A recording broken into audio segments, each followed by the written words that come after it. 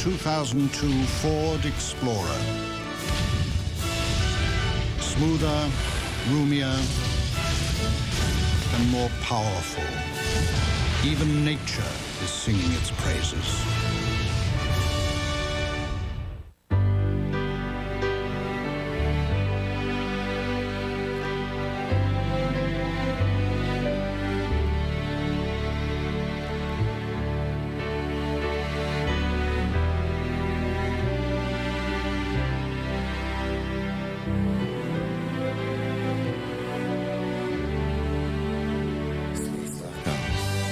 Something amazing every day.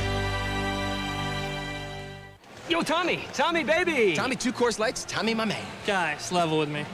You only like me because I bring you Coors Light. Timmy, please. Tommy, you could be the nacho guy. Pretzel guy. It's about you. You're not just a beer, man. You the man. You're telling me it's not the Rocky Mountain refreshment that bonds us together. Come on. You're the one and only... Tommy. Tommy.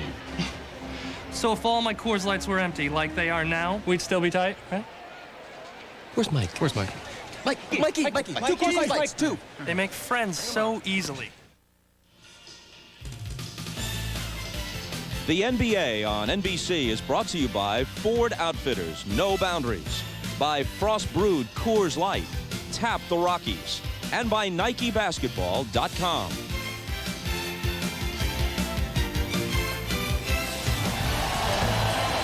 Milwaukee's lineup for Game 4. Robinson and Allen each averaged 22 for the season, and Cassell had 18, the highest scoring trio of any team in the NBA. And Paul Silas's lineup for his Charlotte Hornets.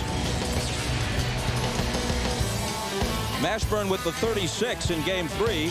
P.J. Brown chipping in with 16 rebounds as they out-rebounded Milwaukee by 22 boards. And the teams had been exactly even in the rebounding stats through the first 2 games of the series in Milwaukee. Let's check with Lewis Johnson before tip-off. All right, Bob, thanks so much. A couple of significant injury concerns for both clubs. First to Milwaukee, Sam Cassell, we know, suffered the chest injury back in Game 2. I talked to him before the game a few moments ago. He said he's about 75%. Pain in the center of his chest is what he's been suffering from. Right now, he said it's much more manageable, but the one thing that cannot happen for Cassell, he says he can't take another shot in that chest today. And now for the Charlotte Hornets, breaking news that I just got a few moments ago. Derek Coleman, who left Game 2 with the lower back bruise, not a strain that has been previously reported, showed up this morning here to the Hive about 10 a.m., had a workout. The trainers decided that his mobility was much better, and to our surprise, Derek Coleman is available to play, Bob. Interesting, Lewis, because Paul Silas had said yesterday that while Coleman might suit up, he would not play until he practiced, which led us to believe that his earliest return to the lineup would be Game 5. Yes, and, Paul Silas has been very, very careful and cautious with Derek Coleman, who's been in and out of the lineup and suffering from a lot of injuries. And, he's just beginning to play well, and Silas is trying to keep his confidence up and keep his teammates' confidence up in him as well.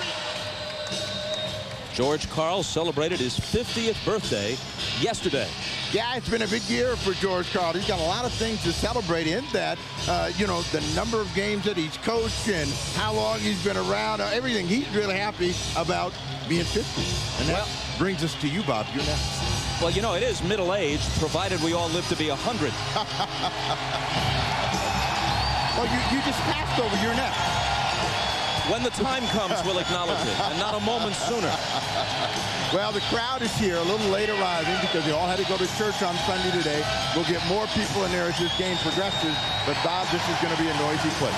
The officials are Joe Crawford, Hugh Hollins, and Bob Delaney. Here's David Wesley. Eldon Campbell, a former Laker. The little jump hook isn't there. Touched last by Milwaukee, and Charlotte will keep it. What to watch for, Bob, the tempo of the ball game. Milwaukee wants it quick. They want quick shooting, and they'd like to induce Charlotte to be a quick shooting outside team. Charlotte's got to have some patience, try to get the ball inside when they have to set up in the open court or drive it. Like that, Campbell off the glass. As you see, all of the Hornets wearing the white headbands. That's their good luck charm down the stretch of the regular season and into the playoffs. White at home, black on the road, and much of the crowd also is sporting those headbands. They left a couple over here, but I knew you would not put yours on. Sam Cassell, right out of the box, is ready to go. We appreciate the gift, but objectivity is the name of the game. Mashburn surrounded and fouled.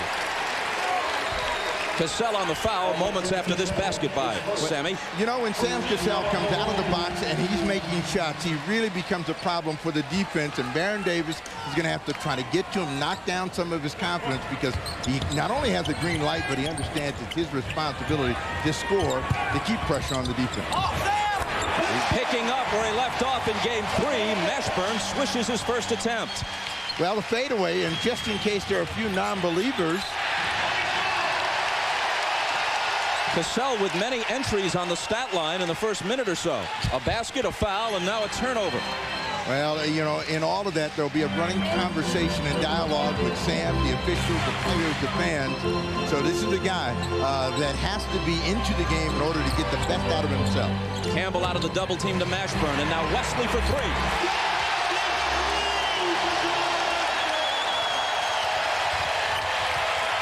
Ray Allen to the left hand.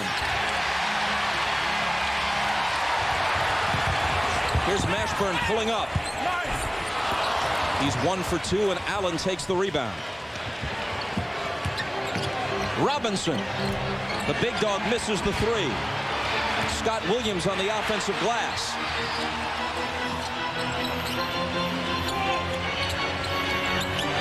Allen. Rebound chase to the side, and Milwaukee comes away with it. Make it Charlotte. Wesley.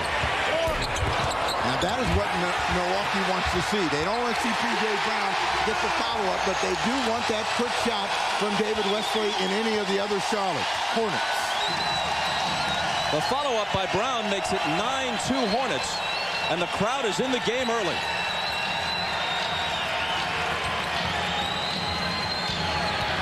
Now this is what they did in the second half. Ran 2 people at Ray Allen. He's got to find the open guy. Scott Williams is much improved as an open perimeter player. Knocks down his first shot. At age 33 in his 11th season, the former Chicago Bull probably playing the best ball of his career.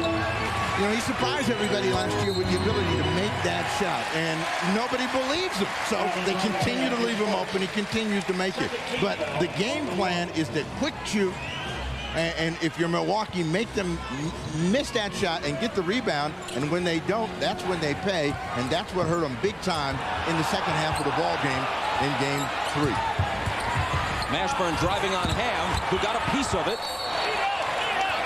The officials confer, and it will remain Charlotte ball. Darvin Ham doing a good job of staying with the quick and powerful.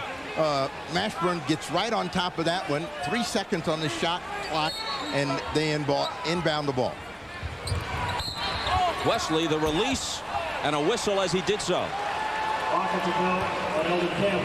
An offensive foul on Eldon Campbell. Campbell picks up a lot of cheap fouls like that, setting screens, being in the wrong place and then trying to make blocks, so they've got to make sure they keep Campbell out of foul problems. On the post, Ray Allen. Spinning on Wesley. Lost it, but into the hands of Williams. Here's Cassell. P.J. Brown with the rebound.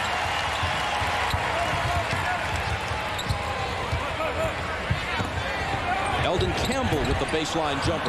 P.J. Brown on the offensive glass again. He's been a demon on the boards of late. That's a tough matchup for Glenn Robinson, and he's got to do a better job, and they get a foul as P.J. Brown spins one in. A chance for the three-point play. And P.J. Brown now has 5 rebounds already. Now, P.J. Brown has always been a very good defender and a very good rebounder. Not expected to give a lot of offense, but here in Charlotte, he's done a much better job. And the crowd and the emotion's very high. And I'm sure George Karl is looking at his guys. He's telling them, okay, we just got to play through this, settle down, and play our game. Charlotte beat the Bucks 3 of 4 during the regular season. Dropped the first 2 of this series in Milwaukee. Won game 3 on this floor on Thursday. Robinson's jumper.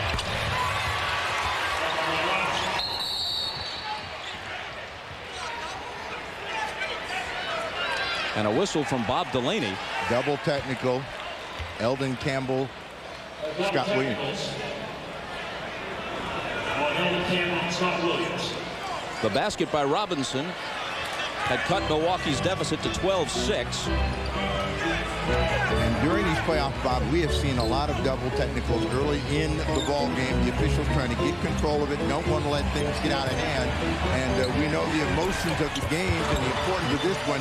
The Hornets and Eldon Campbell, they're going to be lit up, and they're going to be trying to be very aggressive. Ray Allen through traffic. Robinson the follow.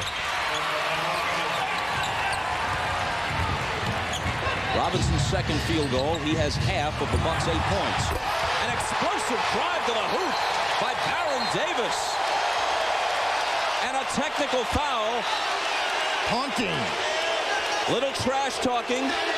Too much of a display of exuberance. And Paul Silas saying to the second-year man from UCLA, who played only 2 seasons of college ball, I like this part. I just don't like the second part. Well, he's explosive and powerful, and you know, it's hard sometimes for young players not to, really let go. And Baron Davis surprised everybody. He's a powerful guard, and he gets up with a lot of quickness and elevation, threw that one down, and everybody's not happy about the technical call. He can be an electrifying player, as you saw. Robinson hit the tee to make it 14-9. Right now, the job of Cassell and the Bucks, stay close, stay in the game, keep making shots. Cassell, the point guard with the scorer's mentality, misses that one.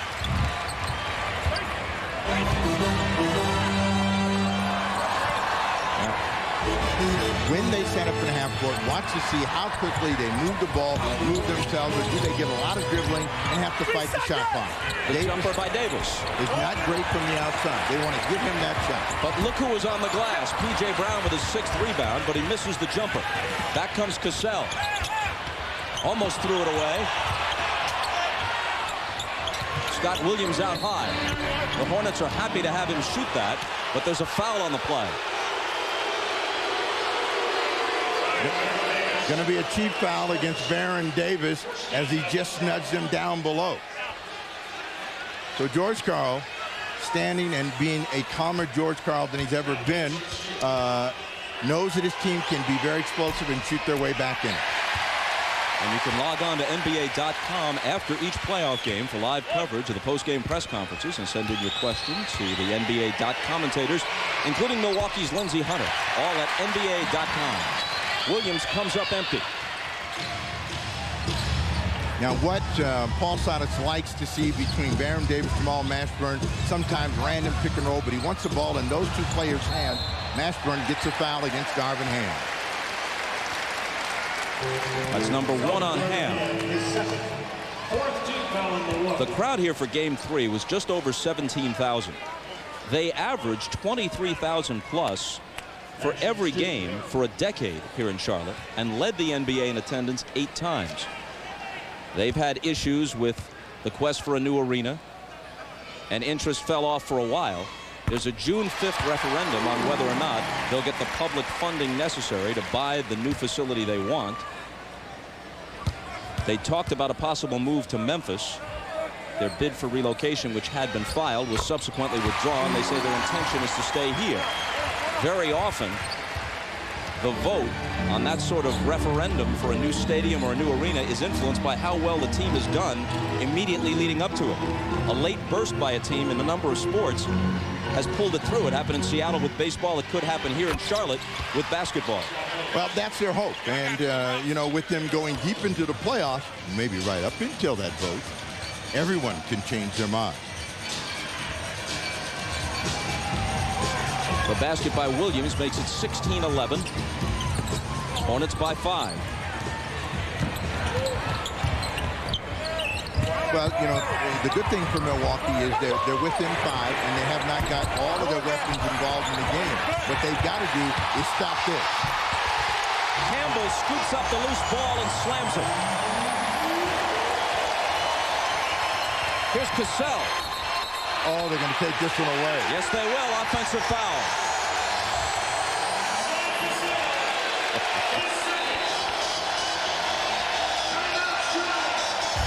The problem is loose balls and offensive rebounds. And when you have big people that can play over the top, bad things happen for you. And that's what George Karl is going to have to correct when they come back after this break.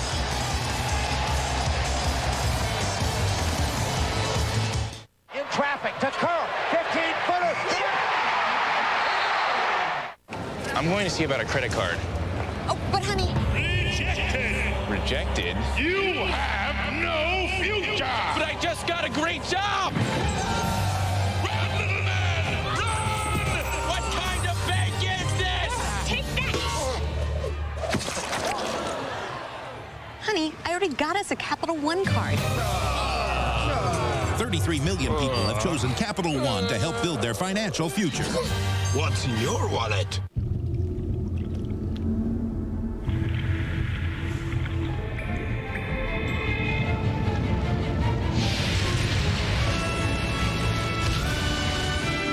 The all-new 2002 Ford Explorer.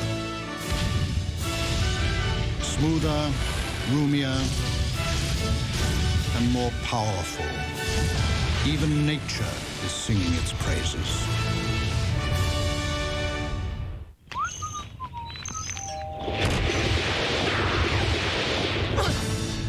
Okay, who are you? The milkman? Do you have a sidekick? No. A nemesis? A what? A bad guy? I'm a people person. Have you been fighting crime long? I don't fight crime. What do you fight? Osteoporosis. A never-ending supply of milk.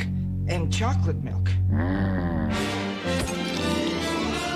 Want strong bones? Calcium may help prevent osteoporosis.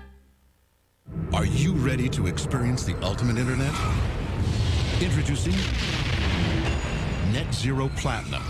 Now you can have unlimited internet access to anywhere on the web with no persistent banner ads, even faster page loads, 24-hour customer support, and it's only $9.95, and that's less than half the cost of AOL. So now what are you waiting for? Net Zero Platinum, the ultimate internet. Call 1-800-DEFENDER or visit netzero.net.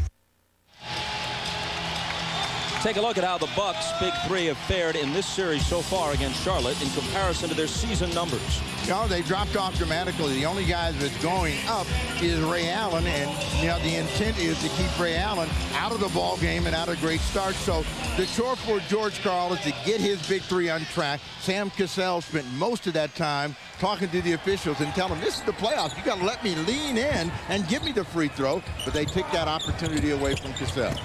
Jamal Mashburn with the turnaround, his specialty.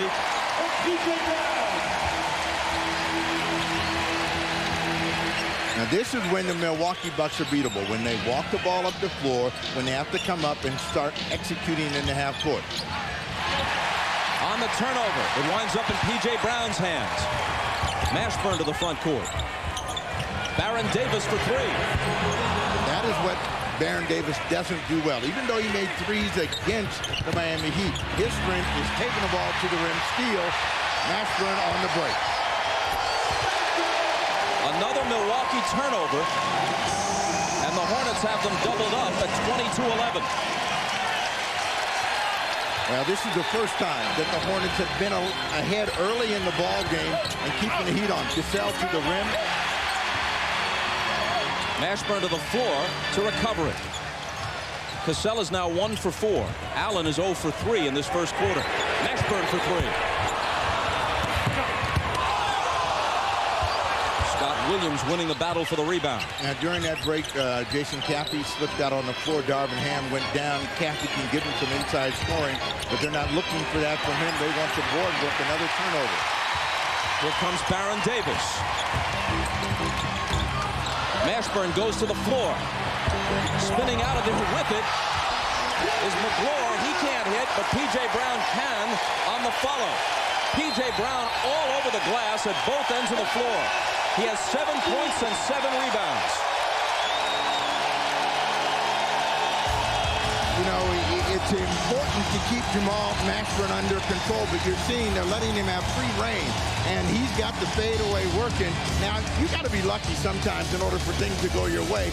Mashburn goes down, but the ball pops right into McGlure's hands, and after that miss, there's P.J. Brown on the glass.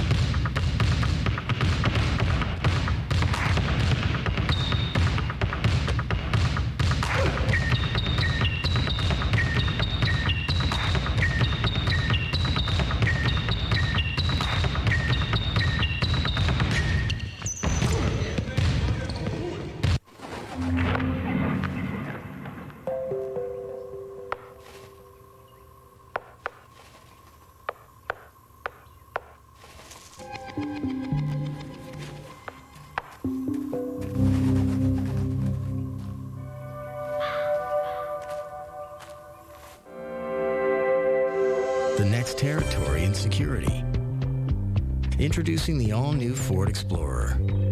No boundaries.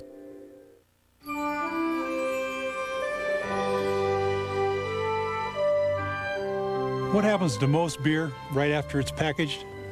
It gets heated, often up to 140 degrees, but not at Coors.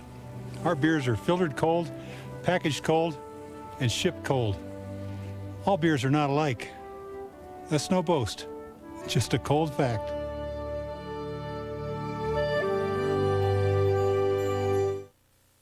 Can Andre Agassi recapture his red clay magic of 2 years ago? Will the Williams sisters be the toast of Paris? The French Open. Coverage begins June 2nd on NBC. Both Eastern Series stand at 2-1. Philly at Toronto coming up next on NBC. Yesterday in Dallas, the Mavericks avoided the sweep. Sacramento will try to do the same in Game 3 of our tripleheader as they play at home against the Lakers later today on NBC. George Karl making another substitution. Lindsey Hunter, who's a very good defender, in for Sam Cassell. And I'm sure he wants Sam Cassell to just calm down. Irvin Johnson in as well. And he comes in with his first two. Still Charlotte by 11. Well, the Bucks know that they're explosive and they can get back in any game. And what they want to do is now do a better job in the hustle area. And they haven't done it, and that's hurt them. P.J. Brown, another rebound. That's 8 for him. McGlure inside from Davis, and Jamal McGlure was fouled. I am fairly certain, I haven't checked this, but I'm fairly certain that the Hornets are the first team in NBA history to have two guys from Kentucky named Jamal.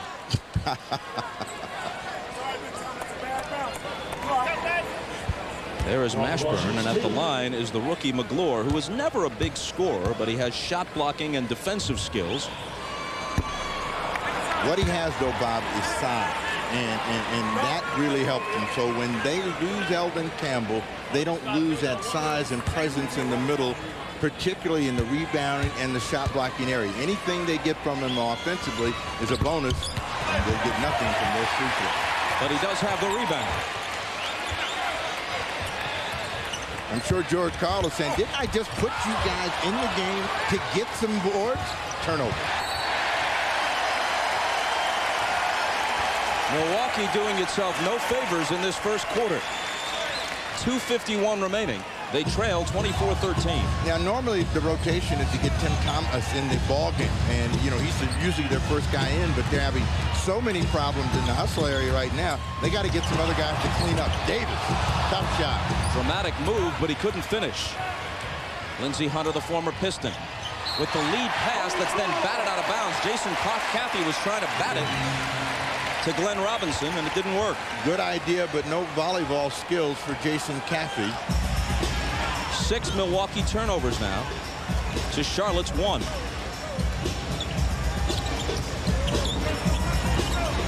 And Charlotte has 9 points off those turnovers. Now, Milwaukee's task right now is to make the Charlotte Hornets more perimeter oriented and then give them one shot, come out of there quickly, and start getting the tempo of the game back in their favor.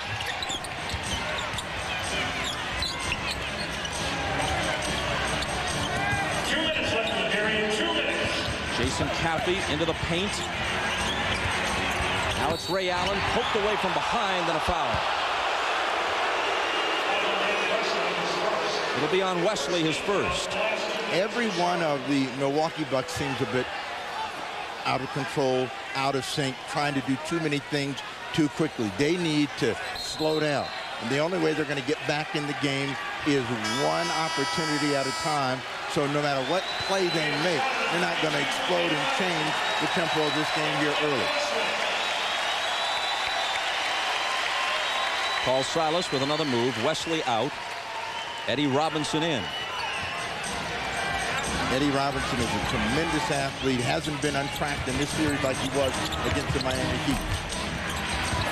Lindsey Hunter misses the jumper. Baron Davis pounds it back the other way. Here's McGlure on the break.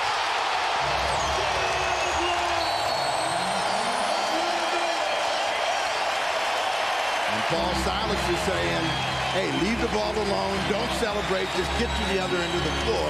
And a scowl from Silas, the big bear.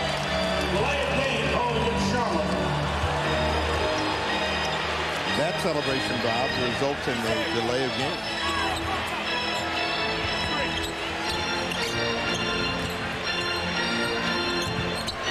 Robinson leans in, misses the jumper, gets his own rebound, misses the dunk.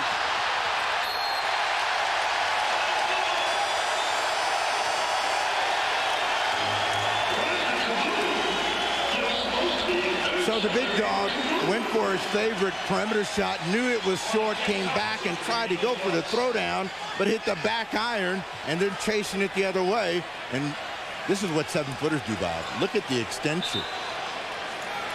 McGlure is listed actually at 6'10", but he doesn't turn 23 for a few days, so maybe he's still growing.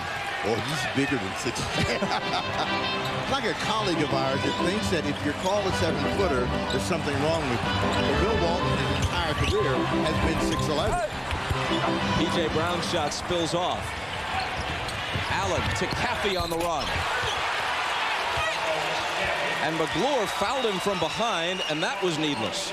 Yeah, that's the kind of play that'll get you snapped. Paul Silas walking the other way and biting his lip. But one, you get beat back. You don't compound it by running into the guy, giving him a chance for a three-point play. And sure enough, here comes Elvin Campbell.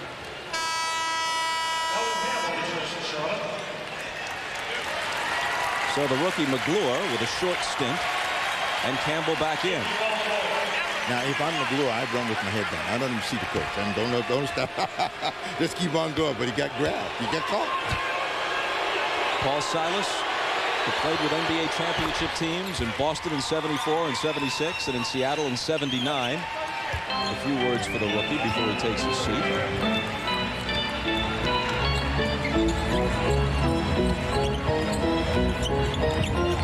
Well, Paul Silas understands how quickly things can change, and particularly against a very good offensive team. Eddie Robinson. Robinson, who led Division II in scoring his final year at Central Oklahoma with a sweet jumper to make it 28-16. Now, Robinson's job is to keep Ray Allen from getting in this ball game. They double up on Allen. Here's Thomas slashing to the basket and getting the roll. First basket for Tim Thomas. In this series, the problem for Tim Thomas has been fouls, and he's had to deal with the multi-talented Jamal Bashburn, who will hold the ball for the final shot of the quarter. Meaning that it's likely that Ray Allen will end the quarter blanked. He hasn't scored. He's 0 for 4. Mashburn off balance. And there's the horn. Hornets by 10 after 1.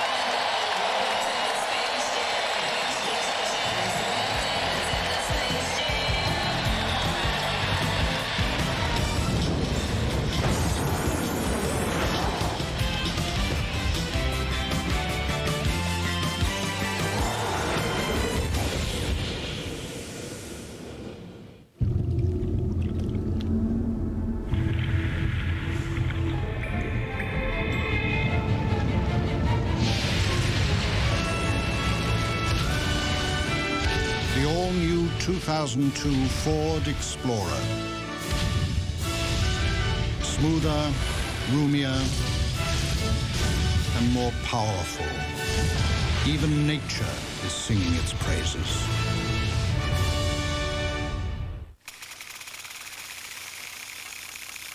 $1 billion. That's how much Oracle saved in 1 year using its own e-business software. How much will you save? Oracle. Software powers the internet. Let's do it. These guys don't look so tough. Heads up. I got your back. On your left. Go, go, go. I'm hot, baby. Time to go for a spin. Gatorade. Bring your game to life. I'll take the big guy. Which big guy?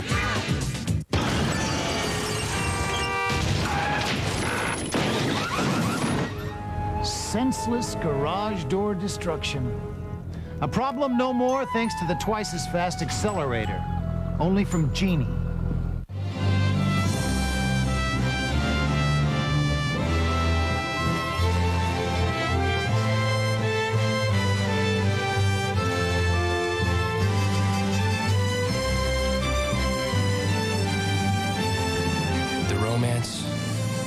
beauty. The world of Ralph Lauren. A new way to shop, just a click away. Polo.com.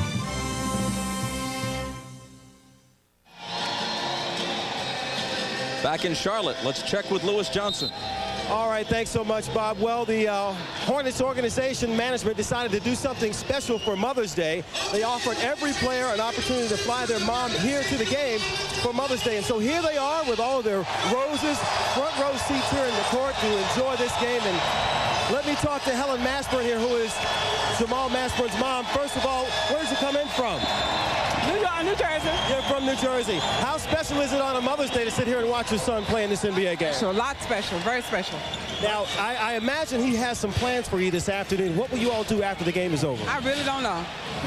Oh, I bet he's got something, maybe dinner, flowers, something like that. Yeah, probably do.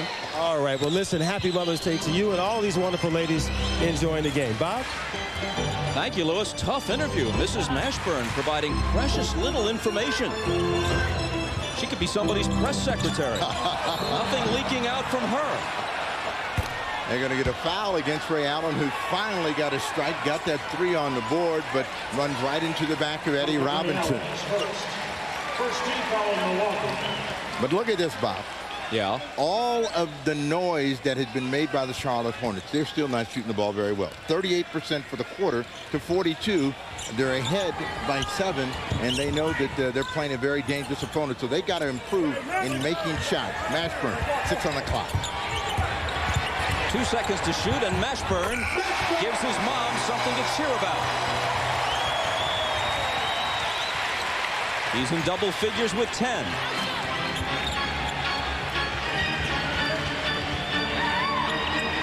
Lindsey Hunter for 3. And remember yesterday when George Karl told us, you know, what I've got to get my team to understand is when it's a good shot and when it's a bad shot. And sometimes a quick 3 is good and sometimes it's bad. Another 3, Tim Thomas. So they need to get a little bit better shot to open up that 3-point opportunity.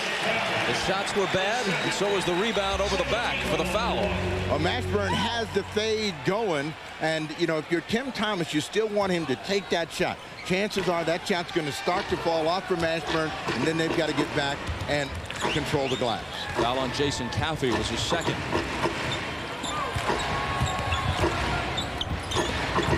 Mashburn fakes the 3, gives it up to Wesley. The rebound to Campbell, and a foul. Well, as we mentioned in Game 3, the Hornets had a 22 rebound edge, and they've continued that advantage on the glass, both offensive and defensive, here in Game 4. Elton Campbell shoots 2.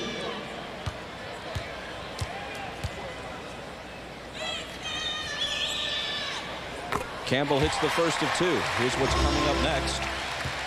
The triple header continues with Game 4, Philadelphia and Toronto. Iverson with 54. Carter comes back with 50. And although Sacramento had a great year, they appear overmatched. They just cannot cope with Shaq in the middle, and they're down 0-3. Yeah, and plus corralling Kobe Bryant. But we have seen 2 spectacular performances from the young stars of Philadelphia and Toronto. So who will get 50 today? Unlikely that Jason Caffey will, but that basket makes it 32-23. Eldon Campbell back out to Wesley. Gets by Hunter and fouled as he makes his move. Maybe these players have all gotten a little bit out of sync, an early ball game, but they're not moving their feet. They're not reacting. The Milwaukee Bucks, and it's getting them in trouble. As Lindsey Hunter picks up a foul, David Wesley will go to the line. Remember yesterday in watching the Dallas-San Antonio game and in the interview with Derek Anderson, what he said about his team when they were down 17. We got to get a wake-up call. We just got to get in the game. They eventually, in the third quarter, got back in it, made it a tight tussle all the way. 1 of 2 for Wesley, and a 10-point Charlotte lead. Ray Allen wheels into the paint and can't get the roll. Recovers the loose ball and guns a 3 that's short. And finally, Mashburn comes up with it. Wesley pulls up. Just inside the line, it's short. Thomas flings it out to Caffey, who's got an easy one. And that is what Milwaukee wants to see. David Wesley, come down, take a quick shot. Your team is spread out. They can't get in for the rebound. They come out with a break for Caffey. Here's what Milwaukee doesn't want to see. In addition to the foul there on Hunter, although Ray Allen does have 6 assists, George Karl has watched him shoot just 1 for 7. And they held him to 7 for 18 overall and just 6 points in the second half of Game 3. If you're any of the big three, you've got to know that you've got to continue to shoot the ball and put offensive pressure on the defense of the Charlotte Hornets. These guys are too good to stay stone cold the entire ball game. Now the numbers for David Wesley in the Miami Heat series and this one almost identical, doing a better job of getting other people involved. His percentage has dropped off, but look at that three-point percentage, 14%. That would be telling him, don't shoot another shot. And yet, sometimes the evidence is not persuasive. When you have a belief in yourself. He began the year as their point guard. They switched into the 2 when Baron Davis became the starter at the point, and he misses them both. You know, one more miss and you'll be challenging him in free throws. You'll be bringing back your famous free throw contest. Tim Thomas. Contact, and the foul goes against Charlotte.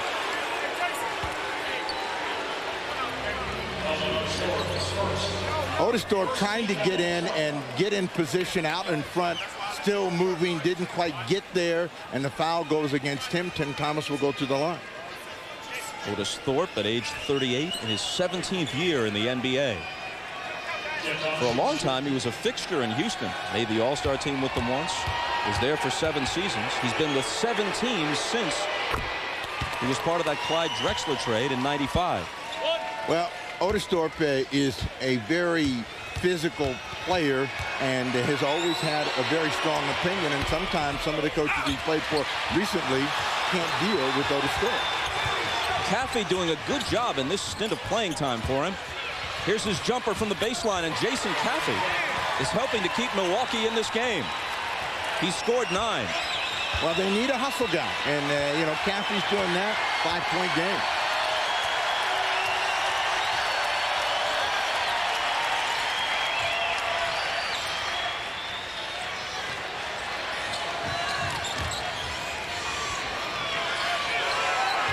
Alden Campbell backing in, beats the clock with the hook, but can't hit it. And a whistle from Joe Crawford on the rebound. It goes against the Hornets. Their lead has been trimmed to 5. The foul was on Robinson, his first. Sixers, Raptors, then Lakers, Kings. The playoffs continue next. Jailbreak! Hello, OnStar. Well, my Montana's been stolen. The rugged Montana with OnStar, so we can track your vehicle if it's stolen. Thought you boys would never get here. Thank you, OnStar. Never seen a minivan do that before. Maybe it's not really a minivan. Track down a rugged Montana. Get 0.9% APR financing with 42.23 average finance savings. Other restrictions apply. See dealer for details. Come on, let's see what's going on with the millionaire game at McDonald's. Whoa, I'll tell you what, winning. It's like a winners only zone here. If there was a maximum capacity on winners, this place would be over the limit. If you wanted to start a new country called Winneronia, you'd come here. If today was national, go to a place with lots of winners day. You get what I'm saying. Play the millionaire game at McDonald's. Pick the correct answer and you win every time. You still have a chance to win cash on every card. Winning. It's a McDonald's millionaire thing. My friends used to be all over my back about drinking Coors Light. Said that it interfered with their game when it came to the ladies. Hey, good looking. What's your sign? Pisces. My friends are a couple of busters. Look, I've been down with the real for as long as I can remember, and that's Coors Light. And I still have all the game I need. Ain't nothing changed. Coors Light. Hey, Dad, what's that? That's a pink flamingo. What's that? frog. What's that? That, son, is a Chevy Monte Carlo. If you want to see 700 horses under a hood, spend a day by the lake on the famous Daytona infield, but bring your Visa card, because you won't get in with American Express. Isn't nature great? Visa, it's everywhere you want to be. The NBA on NBC is brought to you by the rugged new Montana from Pontiac. Life is more exciting in Montana. By McDonald's, we love to see you smile. By Visa, it's everywhere you want to be. And by Gatorade Thirst Quencher, it's in the NBA. Is it in you? 2/3 of Milwaukee's big three on the bench at the moment. And they've shot a combined 4 for 16 with Sam Cassell. The rest of the team 8 for 12 for 18 points. Jason Caffey 9 points in 9 minutes, chipping in with 3 offensive rebounds to keep it close. But now Milwaukee turns it over.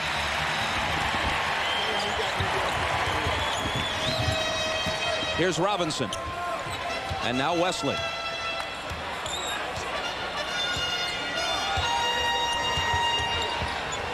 What's important here for the Charlotte Hornets is to come up with a way to score the ball with Jamal Mashburn on the bench.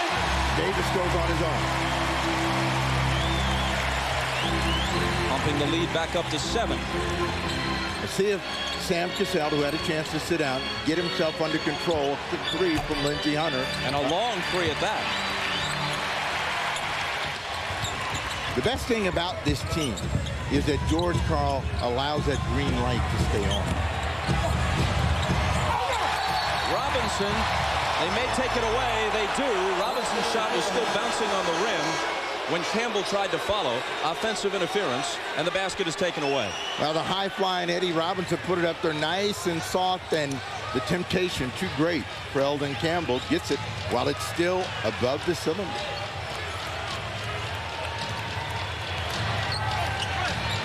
Technically, that counts as a turnover on the stat sheet. Just the second turnover of the game for the Hornets.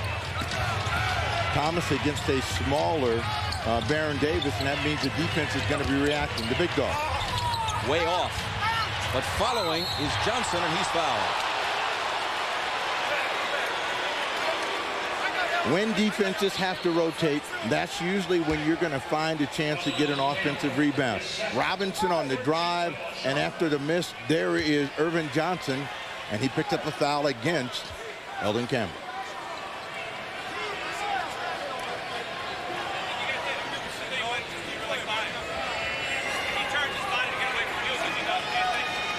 Irvin Johnson, in his 8th year in the NBA, out of New Orleans at age 33.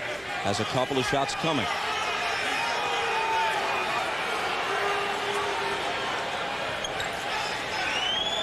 The Hornets by 7 with 6:53 to play in the first half.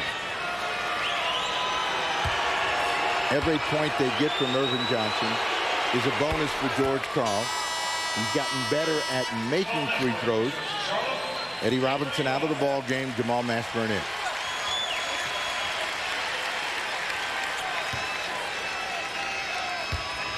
Johnson has chipped in, as you see, with 6 rebounds off the bench. Now, the first half in both of these ball games, and I should say in all 3 ball games, it basically belongs to the Milwaukee Bucks. Charlotte turned it around in game 3, was able to get it tied at the break. They've won the 3rd quarter in all of the ball games, so they feel that the 3rd quarter is their game, and they want to take a lead into halftime. Baron Davis overshoots the 3. Robinson rebounds. Cassell lost it. Wesley to Davis. It would have counted had it dropped. He'll come to the line for 2.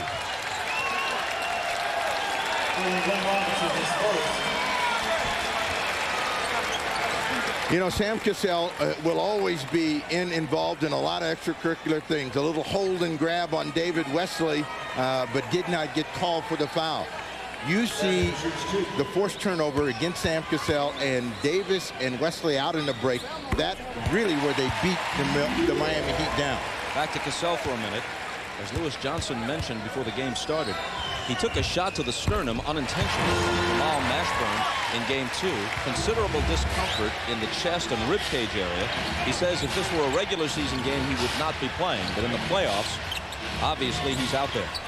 Now, Sam Cassell, who experienced something that very few players do, is Robinson scored inside 2 championships in his first 2 years. He was right at the height of a player's career, and he thought, now, this is easy. If this is what they've been talking about, and he has not been back since then, and so if he gets another chance, you know, you're going to have a tough time keeping Sam Cassell out of the lineup. Foul Lindsey Hunter. Which comes with 5:54 to play in the second quarter, and Charlotte's lead down to 5.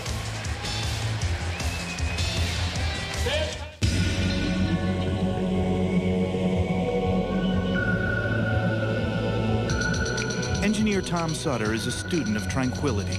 For the all-new GMC Envoy, he and his team used hydroform technology to absorb vibrations for a surprisingly comfortable ride. They also gave Envoy a 270-horsepower best-in-class engine. They want you to feel relaxed, not fall asleep. Introducing the all-new GMC Envoy.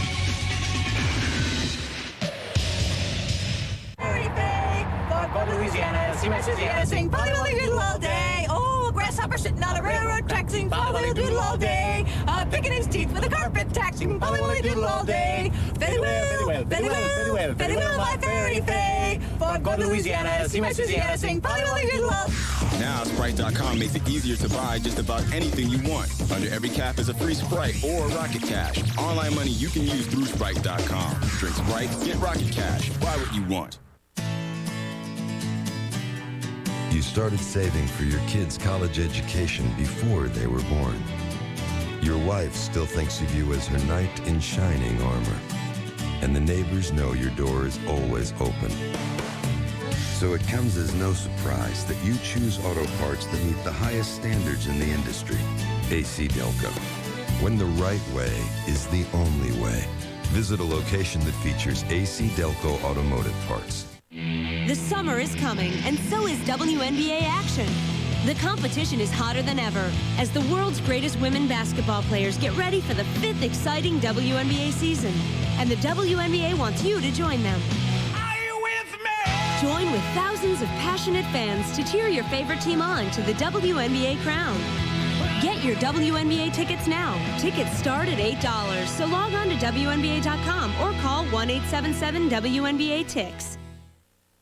Win a trip to Hollywood for a private screening of Tomb Raider. Watch the NBA on NBC. Starting May 25th, you'll see previews of Tomb Raider. Then log on to NBA.com. Answer questions about the preview for your chance to win. Want to save the universe? Absolutely. And don't miss Tomb Raider in theaters June 15th. The Charlotte Hornets, Steve, have been perhaps the streakiest team in the league. They'll have streaks of winning 13 of 17, turn around, lose 9 out of 11. That's the way the whole season has gone for them. This week, it's season finale Thursday on NBC. It all begins with a special 1-hour Friends wedding at 8/7 Central. Then the season finales of Will and Grace and ER. That's Thursday on NBC. Well, you know, with Paul Simonson, he has ridden this team through all of that roller coaster, challenged them at different times. He hopes he has them on the right roll right now, and they need this win this afternoon. They cannot go to Milwaukee down 3-1, so we'll see if they continue to make the hustle play. Steele, David Webster.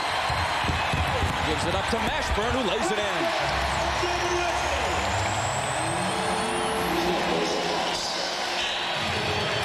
So if you don't shoot the ball very well, then you better rebound it. You better force turnovers, and that's what they've done. Sam Cassell. Nice move by Sam.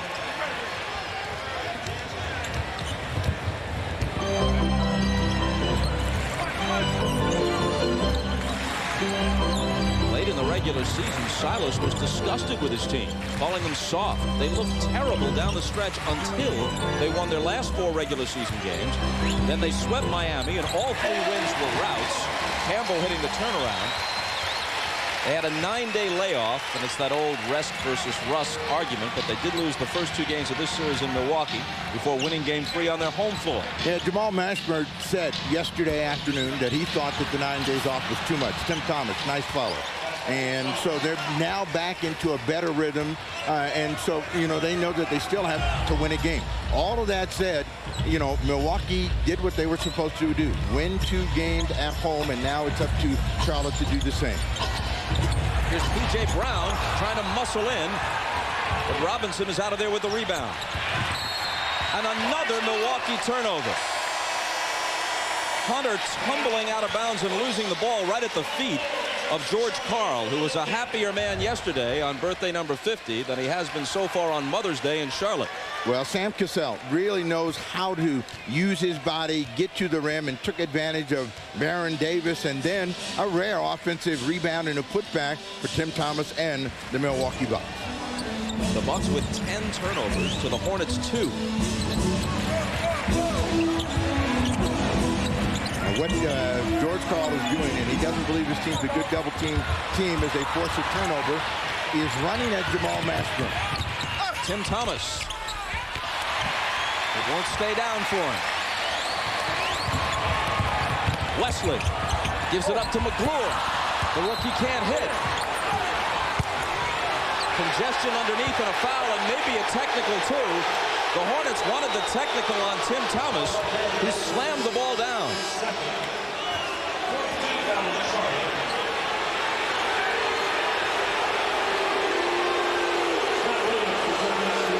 After he gets control of the ball, Tim Thomas, not happy, fires that one to the floor, but the officials weren't looking. The Charlotte foul was on Davis, his second. Robinson pumps up a 3. That is a shot that always makes them dangerous. 4-point game. Robinson averaged 22 for the season, 16 and a half so far in the playoffs. Outplayed in round 1, even though they won against Orlando, by Tracy McGrady, who was just sensational. Allen back out on the floor and challenging.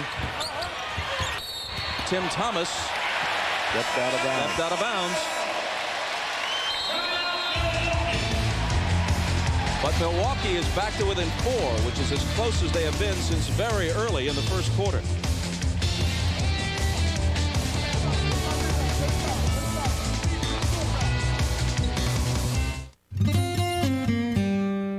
At 6'9", Magic Johnson was the tallest point guard in league history, so it was easy for him to look over their heads defenders and find his man.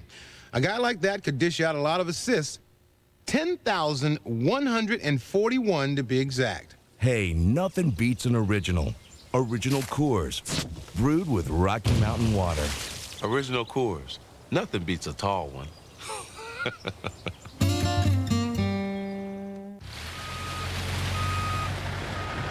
Why is all that lettuce sitting there rotting? Wrong grade. So what do? Call and fax our buyers, billing, the distributor. They call and fax each other, get back to me maybe tomorrow. You know, we have rooms full of computers to solve that kind of problem. Be nice if I had a way to use them here. Compact wireless access solutions. We're putting the power of your IT infrastructure in the hands of your people. Since people spend so much time in their SUVs, engineer Steve Karpowicz filled the all-new GMC Envoy with all the comforts of home, like climate controls with 25 degrees of separation, digital Bose audio, and available hands-free calling from OnStar. So whether you're enjoying a drive or just enjoying your driveway, Steve says there's no place like Envoy. Introducing the all-new GMC Envoy.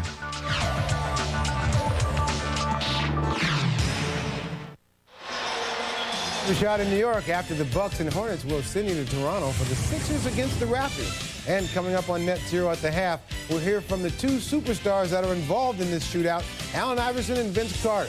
We'll also talk live with Raptors center Antonio Davis, and we'll look at the first half between the Bucks and the Hornets with Kevin and PJ. Milwaukee clawing their way back into the game, but so far, Paul Silas ran the basketball, pounding the paint, controlling the boards, forcing turnovers. All right, now back to Bob and Snapper. Couldn't be any more even between Carter and Iverson.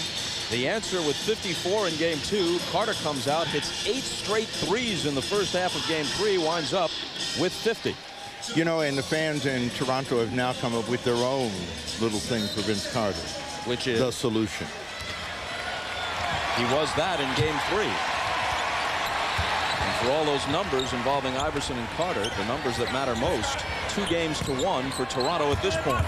Here is Mashburn in traffic, missing the reverse.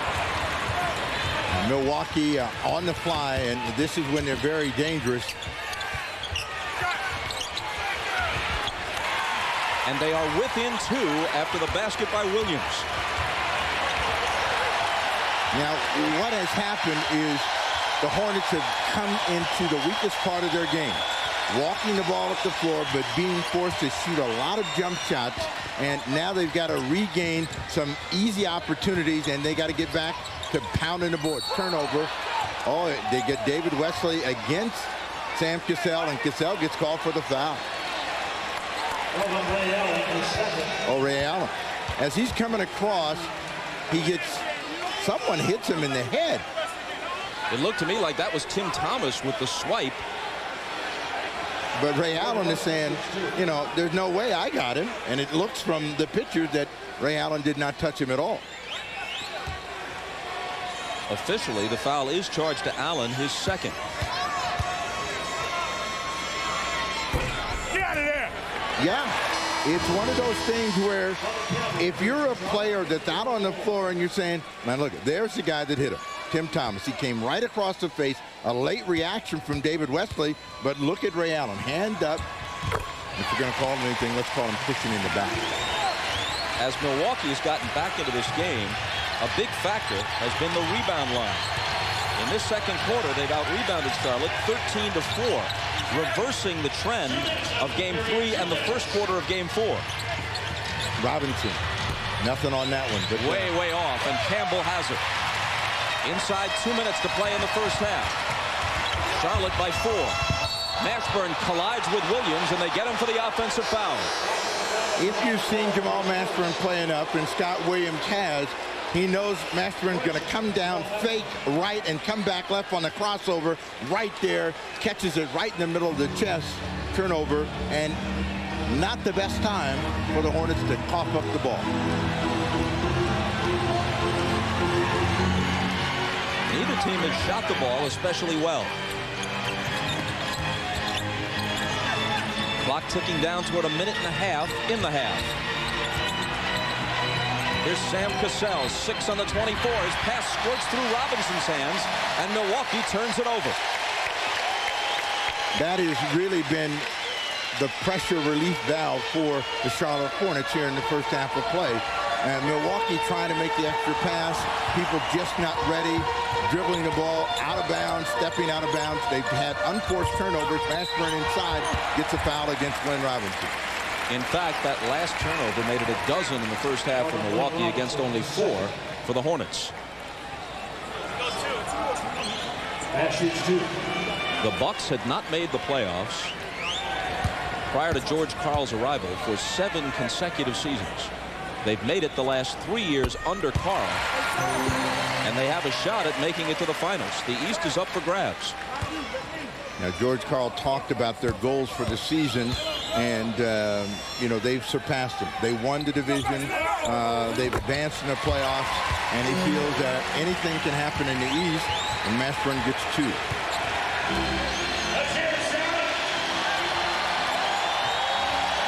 Ray Allen. Nice pass inside, but the basket won't count. There's a foul before the pass was delivered. It's on David Wesley, his second, and it will bring Ray Allen to the free throw line. Allen was saying before this series, you know, we'd like a little network exposure. It's been forever since the last time the Bucks were seen anywhere but local TV in Milwaukee and maybe on cable. He got more exposure on the big screen, and Spike Lee's He Got Game that he'd had on the little screen until recently. But it's coming his way with the Bucks going deeper into the playoffs. And playoff action continues tomorrow night. Game 5 between the Spurs and the Mavericks. Coverage begins 8 Eastern on TNT. But Ray Allen has struggled in this ball game so far in terms of giving his team the offensive punch that he's given so far in all of the playoffs. Just 5 points for Ray Allen. A 22-point scorer during the season. Really good defense. something we will not see a year from now. Under the new rules that will be in effect for the 2001-2002 season. Well, everybody keeps saying that they think that they're going to see a lot of zone defenses, but I'm kind of like with George Karl, where he says, next year we'll probably play a lot of man-to-man. Every now and then I like to throw in a different wrinkle. Nice save, Baron Davis, but they can't control it. Glenn Robinson. Goaltending. Campbell plucked it off the rim and score the basket for Robinson.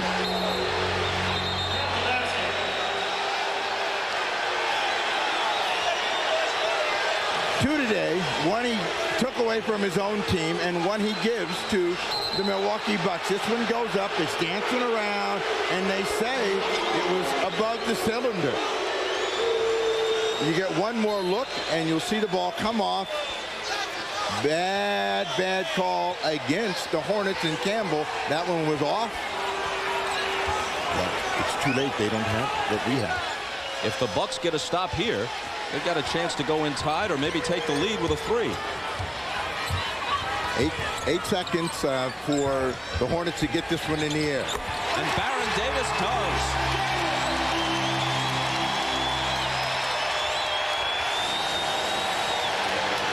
Inside 10 seconds. Cassell. Missed it. 2 seconds to push it up the floor. Davis from half court. Got some rim. Drew iron from midcourt. Moments earlier, he'd swished a 3 to make it a 5-point game at the half.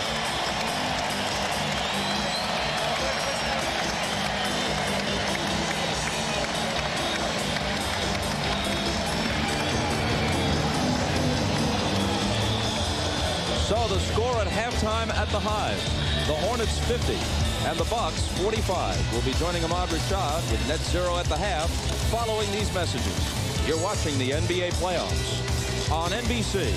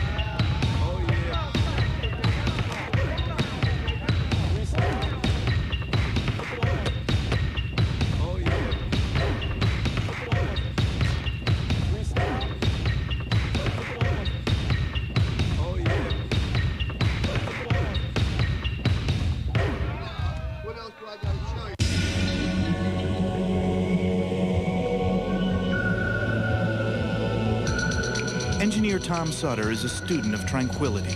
For the all-new GMC Envoy, he and his team used hydroform technology to absorb vibrations for a surprisingly comfortable ride. They also gave Envoy a 270-horsepower best-in-class engine. They want you to feel relaxed, not fall asleep. Introducing the all-new GMC Envoy.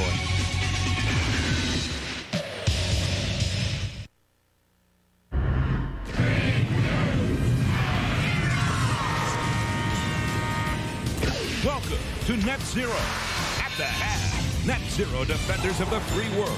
Introducing Net Zero Platinum, the ultimate internet. Call 1-800-DEFENDER today. Ahmad Rashad back in our New York studio with Kevin and PJ as we talk about the first half. And Milwaukee's big three, 33%, shooting 33%, but they're getting it done off the bench. I think the big three came out pressing a little bit, especially Cassell and Ray Allen. They were trying to get them going aggressively. It didn't really work out. The bench, in order to win on the road, you need your bench guys to step up. Milwaukee's bench outscores Charlotte 18-4 and out-rebounds the bench 13-2. Jason Caffey played really well. Strange game, though. Milwaukee's not shooting as many threes as they normally do. And surprisingly, in the second quarter, they out-rebound Charlotte 15-6. All right. Third quarter is going to be the telltale sign for Milwaukee. All right, after the Bucks and the Hornets, we'll send you to Toronto for the Sixers and Raptors. Toronto leads the series 2-1, and Philadelphia will try to bounce back from a blowout loss in Game 3. Andrea Joyce spoke with the Sixers' Allen Iverson. All right, thanks, Ahmad. Allen, after the loss on Friday night, you said that you were frustrated because the team had been out-hustled. You guys have had some time to meet and to talk about it. How would you describe the team's emotional state right now heading into Game 4? We good, We understand what we got to do. Guy come out and score 50 points like that. Some should, come out positive for those guys on that end. But, we just got to, outplay them. It's important for us to outplay them. We don't worry about our shooting percentage or anything like that. We just know we got to outplay them defensively. And we feel like we play better defense than we did the last game, then we got a shot. Well, you had also said that, and you know better than anyone, that when a player like Vince Carter gets in a zone like that, it's almost impossible to stop him. But what can you guys do to make it tougher for him and get the ball out of his hands? You said it all. Just get the ball out of his hands, Use some of the things that people use against me. Just try to get the ball out of his hands and make his teammates make some plays, and that's going to be important. We feel like instead of just giving him 50 points, we let one of them other guys get 30 or 25 or something like that and try to win like that. You and Vince together have created an incredible buzz in the playoffs. Obviously, the top priority is to win in advance, but when you look at the bigger picture, what has this been like for you to be part of this spectacle? It's been special because, you got so many people that don't know what they're talking about, saying the NBA is in trouble because of their young stars. Well, it's evident that the NBA is not in trouble. We got guys like Vince, myself, Kobe and Shaq, Chris Webber. It goes down the line. Garnett, everybody. I think the NBA has a bright future, and we need, series like this, for it to keep going. Well, it's been fun to watch. Good luck today. Thanks. All right, thank you. All right, see you later. Back to you, Ahmad. Thank you very much, Andrea. Allen mentioned some of the young stars around the league, and this is really their chance to prove themselves here in a playoff situation. And that's the point that you were making, Kevin, after the All-Star game, saying this is the most stars that you've seen in history at a young age coming up together. I'm watching the All-Star game. All that talent, in the 80s and 90s, when you had the great players, the Jordans, the Magic Johnsons, the Birds, they didn't have that many All-Stars on the same court at the same time as you do now. These young players are developing, they're carrying their own. They think they're going to be the ones to take the torch into the future, and I think they're doing that. They're tired of everybody saying that we don't respect the game, that we don't work hard, that we don't deserve the dollars we're making. These guys are proving everybody wrong. More great young players than ever, but the point is they're making their reputations right now. It's only the second round. Who are like poor T-Mac out of it, KG's out of it. You're not going to hear too much more about them the rest of the way. The ones who can make their team win, they're going to continue to get the exposure and build on their reputation. And these are the kind of things that make rivalries exciting. Playoffs. That's right. Coming up next, we'll hear from the Raptors' Vince Carter and his teammate Antonio Davis, who's seeing some signs of friction among the Sixers. You're watching Net Zero at the half. Are you ready to experience the ultimate internet? Introducing Net Zero Platinum. Now you can have unlimited internet access to anywhere on the web with no persistent banner ads, even faster page loads, 24-hour customer support, and it's only $9.95, and that's less than half the cost of AOL. So now what are you waiting for? Net Zero Platinum, the ultimate internet. Call 1-800-DEFENDER or visit netzero.net. I'm the cool cat who read all that. Every book from front to back. I even read the tiny type. I read each one from day to night. I read about that famous flight and was terrified by tales of fright. Every page I did indeed. I'm one cool cat who loves to read. It's not coincidental. Reading is fundamental. Got a craving for a really great chocolate bar? There's only one answer.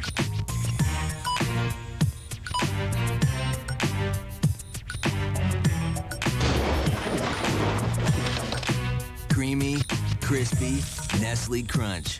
When you gotta have chocolate, it's crunch time.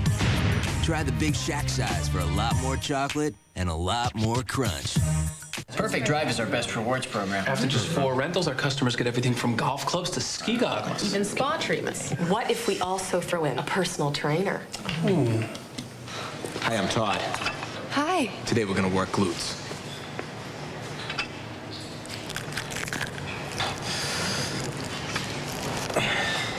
Walnut?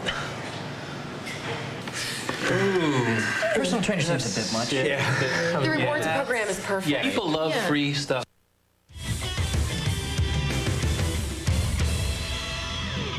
It is halftime in Charlotte, where the Hornets lead the Bucks by 5.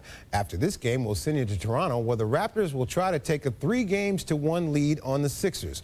Vince Carter is coming off his brilliant effort in Game 3, and he spoke with Andrea Joyce.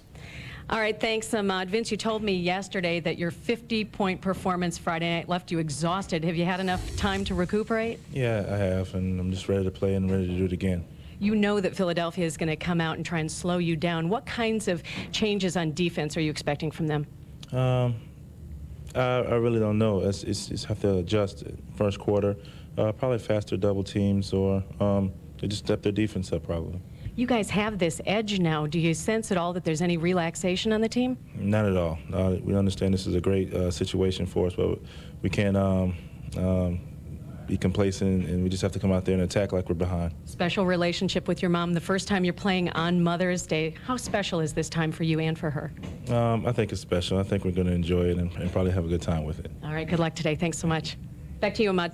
All right, thanks, Andrea. Vince has received plenty of help from his teammates in this series, especially Antonio Davis. He finished with 20 points, 14 rebounds, and 3 blocked shots in Game 3. And Davis was quoted as saying that even after they won Game 2, the Sixers were bickering over some of the plays that were being called. And he took that as a sign of weakness. Antonio joins us now from Toronto. Antonio, thanks for joining us. And do me a favor, will you explain that comment a little bit? Well, first of all, I want to thank God for mothers and tell my mom a happy Mother's Day, and my wife and my grandmother and my mother-in-law. What I meant by that comment is when you're all on the floor, you have to try your best to just stay focused as a team. And I thought that they were kind of yelling at one another, and they really didn't have their rotations right on defense and some of the other things that they were saying. So I just kind of took it as a sign of weakness that they were falling apart. And so we had to just come out and attack them as best as possible. Antonio, you're playing great. You've obviously stepped up your game for the playoffs. My question is, do you think the way Charles Oakley motivated Vince Carter publicly, is that the way to do it, or should you take somebody aside and tell him in the locker room in private that he needs to step up his game? Well, I think you have to respect a guy for telling the truth and coming straight from the heart, as Charles Oakley has done all season. I think he's helped Vince tremendously in his growing process. So I think whatever you need to do to get a guy motivated is what's going to happen. Vince responded real well. I think that's really shown that he's matured as a player. And it doesn't matter how it's done as long as it gets done. Hey, Tony, in restaurants or in gas stations around town, has Toronto's attitude toward the Raptors changed these past 2 years? Yeah, well, I've heard a lot of people say that they're really not basketball fans, but they've watched us over the last couple of weeks or so, and they're very proud of us, and hopefully they'll come out and see a couple of games. And we're just trying to win fans over. You know, hockey season is over, so now is our chance to shine as a basketball team, and we're taking it to heart. All right, Antonio, thank you very much for joining us. And don't spend too much time in the restaurants and gas stations. Good luck today, I man. will. Thank you very much. I appreciate it. All right, coming up, we'll send you back to Charlotte for the second half between the Bucks and the Hornets. Thanks for joining us on Net Zero at the half. This has been Net Zero at the half. Net Zero, defenders of the free world. Introducing Net Zero Platinum, the ultimate internet. Visit www.netzero.net today. Get ready for the Friends Wedding. I'm getting married today! It's the must-see marriage. Thursday on Friends Mazel Tov. Watch the big wedding. You won't believe who attends. Morgan Fairchild, wow, and that Gary Oldman lad. And there's Kathleen Turner. She plays Chandler's dad. Hello, darlings. Oi! So gather all your friends for the season finale. And there's one more huge surprise, but if I told you, they'd kill me. The Friends Wedding, NBC Thursday. Hey, bro, what's up with the gas mileage on this truck? Let's find out.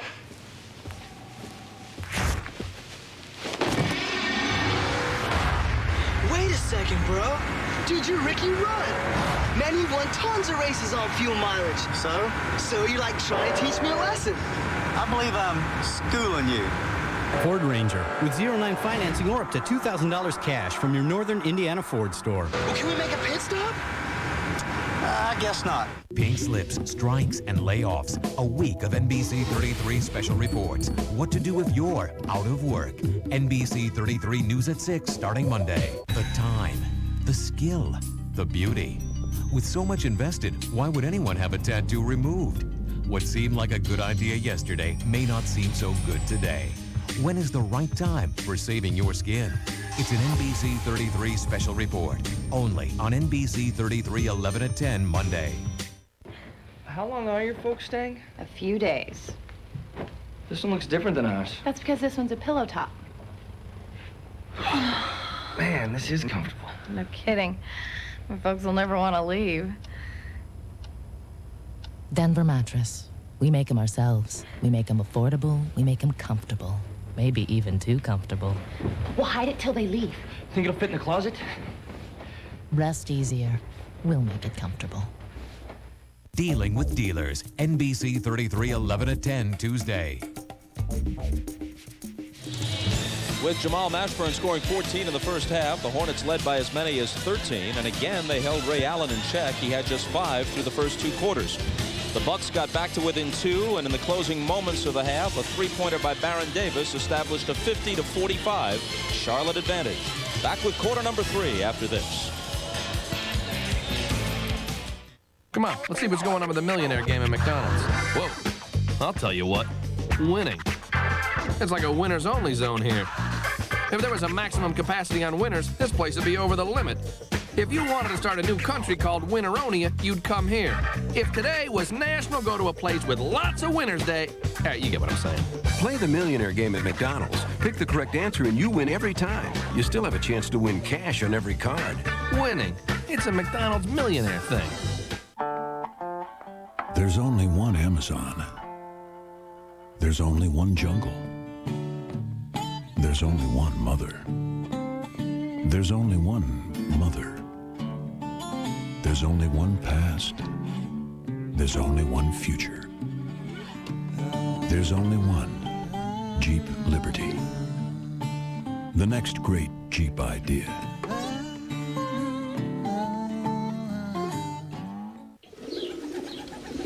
I think your creativity comes from within. I think everybody's born with creativity, but I believe it's the trust in yourself and the trust in your emotions to talk to yourself, so to speak, to become your own psychologist, to let your emotions out on a piece of paper, to not be afraid of anything, not be afraid of what people think, not be afraid of what people may say, to just be yourself. And I think that's something that's rare nowadays.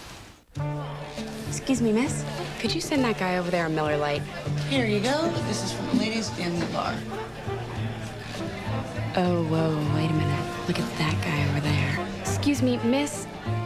Sorry, Chief. He's so cute. Okay, there's 2 of them. This is very good. Jackpot. Looking for love? Grab a Miller Lite. It's Miller time. Well, at least he's not married. Monarchos won the Kentucky Derby in the second fastest time in history. Now his quest for the first Triple Crown in 23 years shifts to the Preakness. On a track that favors the frontrunner, will the trademark late charge of Monarchos come through again? The FISA Triple Crown continues with the Preakness next Saturday at 5 Eastern on NBC. The NBA on NBC is brought to you by the game that's taken America by storm. Weakest Link, Monday at 8, 7 Central on NBC. Lewis Johnson back in Charlotte as we prepare for the second half of this matchup, and the Milwaukee Bucks with 12 turnovers in the first half. I caught George Karl coming out of the locker room and asked him what was going on. He said really the Charlotte Hornets have been playing excellent defense. They've had good defensive hands, which have frustrated them and confused them, in particular in their passing. You notice that Ray Allen has just 5 points and Cassell just 4 points. And again, he said it's that frustration in their passing. They'll try to overcome that in the second half here, Bob. All right, Lewis. Well, the Bucks outshot Charlotte in terms of shooting percentage. They out-rebounded them in the first half and got 14 more bench points. Yet they trailed by 5 because of those 12 turnovers Lewis cited. Those 12 turnovers have led to 17 Charlotte points. The Hornets had just 4 turnovers in the first half, and the Bucks got just 2 points out of those 4 mistakes. Well, here's Ray Allen for a 3 to start the third quarter, but can't get on track. Irvin Johnson, who starts the second half, gets the rebound. Cassell tries a 3. Allen rebounds that and scores. And whoever said that the Milwaukee Bucks were not a very good rebounding team obviously hasn't seen that they've got a lot of people that chip in and get loose balls, get rebounds. Now, the story on the goaltending. Bob Delaney told Eldon Campbell he blew the call. And pointed to his head and said, I just missed it, but it cannot come down to a 2-point game because they will be crying about that. P.J. Brown starting the third like he did the first offensive rebound, but he couldn't put it back in. Ashburn missed from long distance. Brown misfired from short distance. Here's Tim Thomas. George Karl is starting the second half with a couple of changes off his starting lineup. He's got Tim Thomas and Irvin Johnson, who normally come off the bench, starting this third quarter. But he's got 4 offensive players out there with Irvin Johnson, figuring that they have a great chance to crack this game over. And Paul Silas wants to take a 20-second timeout to get his team right. And moments ago, the foul on Sam Cassell, his third. You're going to love this all-new Sebring sedan. Notice the power mirrors. Great sound system. Power windows. It has a race-inspired suspension system and a powerful multi-valve engine. And it has the highest government front crash test rating. Oh, no. Now well-qualified returning gold key lessees can lease a Sebring LX sedan for $259 a month.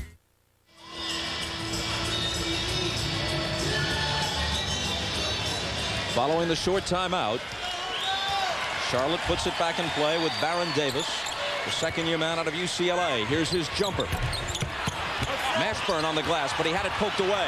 Milwaukee's got numbers if they push it. Allen tries to go all the way, then dumps it off to Thomas, who scores. Allen was bumped. There might have been a foul there. It wasn't called. And as he was stumbling backward, he got it to Thomas. And we have a 1-point game. Well, the Milwaukee Bucks trying to turn the table on the Charlotte Hornets. The Hornets have won the third quarter in all 3 ball games.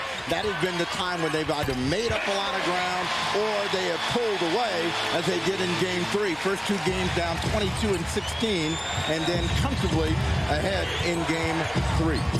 In Game 3, every time the Bucks made a move, Mashburn, it seemed, stuck a big jump shot. That time, with Milwaukee within 1, he pumps it back up to 3. Allen tried to tie it and came up short. Now, if you watch Ray Allen shoot prior to the ball game, as Sam Cassell is going to pick up the foul. And it will be his 4th.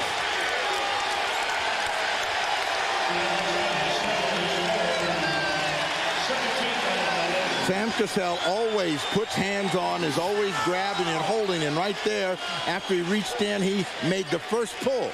And Sam always says, look, if you're the aggressor, you usually don't get caught, but in that case, Sam Cassell gets caught. Sam still mouthing off to Hugh Hollins. Now, if you're Baron Davis, you got to think about getting the 5th foul against him. Take this ball to the rim. Mashburn the other way. Baseline, Campbell. He's got 10. And the lead is back to 5. Ray Allen. But to finish the thought about Ray Allen and his deep shooting, all of his shots have been flat, and that's the way he was shooting the ball in warm-up. That last one got a nice little arc on it, up and over, and nothing but the bottom. 4 points for Ray Allen in the quarter. But even after that basket, he's shooting just 3 for 11 in the game.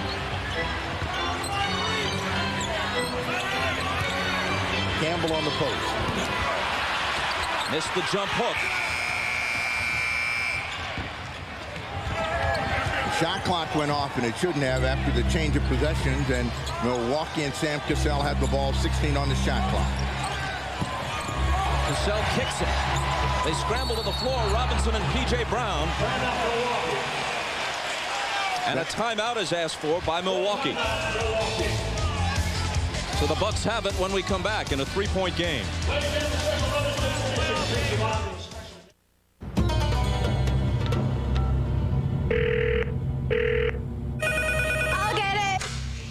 Hello? Alo.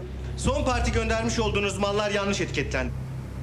Sizden ricam eski müşteriniz olarak aynı parti malı tekrar rica ediyorum. Dad, it's Ulashan Industries. This shipment was lost. They want a new one at a 10% discount. All right, that's fine. Hey guys. Tabii efendim, hiç sorun değil. Phones that translate for you. Another e-business innovation coming from IBM. Well, Steve, as you pointed out earlier, through the first 3 games, the third quarter has belonged to Charlotte. It has been their quarter, and I'm sure that Paul Silas has told his team, this is when we should take control of the ball game. George Karl, on the other hand, has told his team, you've got to up the tempo, your energy, your intensity, and stay close in this ball game, because he still believes that they've got the better offensive firepower and they can pull this game out. Paul Silas, who played his high school ball at McClymonds High in Oakland. You know who else came out of that school? Yes, he was a guest on your show. Bill Russell. Bill Russell. You want more? There is more, but they're baseball players. That's right. Frank Robinson and Veda Pinson. Well, we have a chance. We can tell you that next Saturday at 5 Eastern, NBC brings you the second leg of the Visa Triple Crown. It's the Preakness. Anarchos attempting to take step number 2 along the way to the Triple Crown. It's been more than 20 years since it's been done. There were 3 of them in the 70s, none since. Anarchos ran the second fastest Kentucky Derby, just a fraction behind Secretariat a week ago yesterday. The Preakness this coming Saturday on NBC. How did you feel about your run for the Roses, the first time in Kentucky Derby? It was a lot of fun. I would not contend that I'm an expert, but I am a fan. They give you a good seat. They let you come to the Kentucky Derby. You could say no. 8 seconds on the clock. Thomas fires a 3.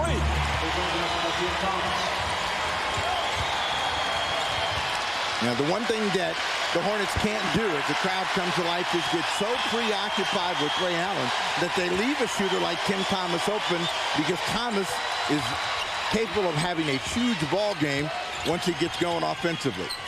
Turnover. Nearly, but Wesley's there to pick it up. 3 seconds to shoot, and Wesley puts it down. He's got 10. Moments ago, following the Thomas 3, Milwaukee had pulled even for the first time since 2-2. They once trailed by as many as 13. Charlotte by a basket.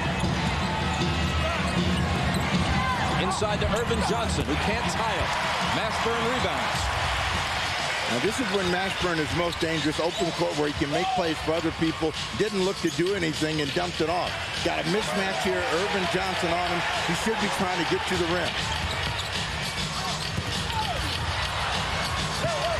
Wesley, 5 on the 24. Wesley in traffic. And Robinson comes out with it. Now, Hornets blew a golden chance to get something easy. Sam Cassell does not.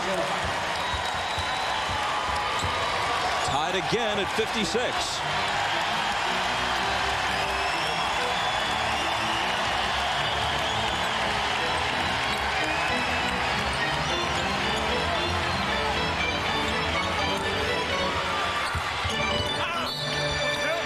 And Mashburn drew the contact and will come to the line. The Milwaukee Bucks are a team that like to get from one end of the floor to the other quickly, and they have a lot of people that can finish, and Sam Cassell, in one of the few chances to be on the end of a pass, does just that. The foul was on Tim Thomas, his third. Jamal Mashburn, who came to Charlotte along with P.J. Brown, and the deal that sent Eddie Jones and Anthony Mason to the Heat. It's the first one. 17 for the game.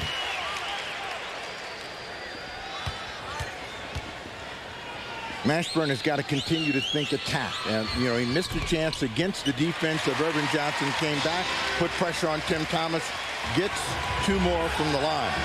4 in the quarter for Mashburn.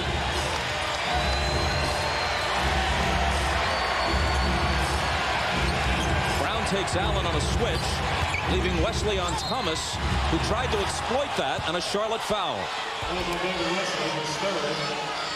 First team foul on Charlotte. There hasn't been a player that's agreed with the call this afternoon, and on the spin and the twist as David Wesley reaches across, he's thinking he got all ball, and Tim Thomas goes to the line. The foul was Wesley's third.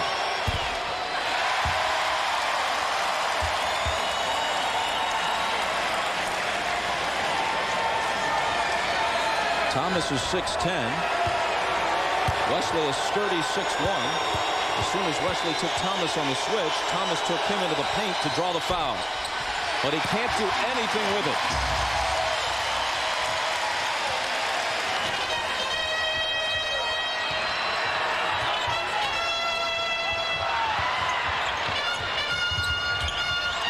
P.J. Brown had a great first quarter of play, has been quiet since then. They got to start moving the ball and see if they find P.J. Brown back on the glass. Good rebound, Ray Allen. Off the miss by Campbell. Here's Cassell for 3. Campbell with board position on Johnson. Right through P.J. Brown's hands. Milwaukee will have it. Davis made the decision too late. When P.J. Brown was wide open, he had enough room to run underneath the ball. He makes this pass too close to the bucket. There's no room for him to catch it. He drops it and then comes right down on Sam Cassell. And they call a foul on Brown, which is his first.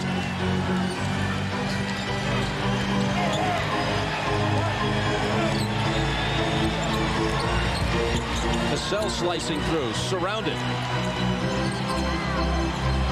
8 on the shot clock. Robinson stuffed back in his face by Campbell. And last touch by Milwaukee.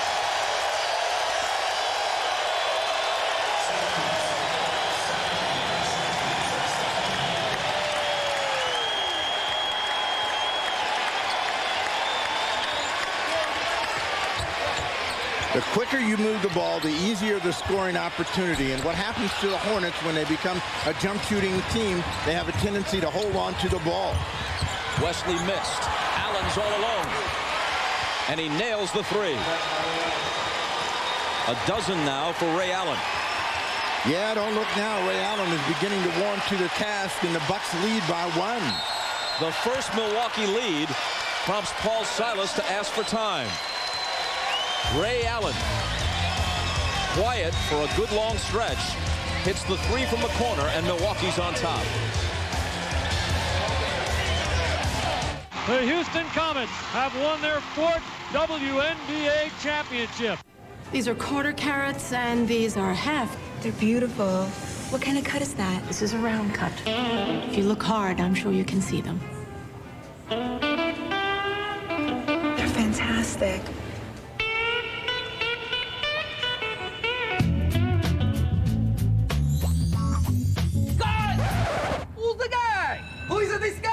For the great taste that won't fill you up and never let you down. These are 8 carats and these are 10 carats. Make it a Bud Light.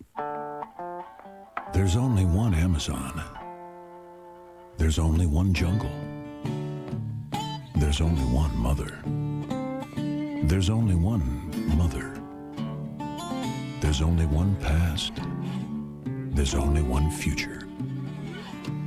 There's only one Jeep Liberty. The next great Jeep idea.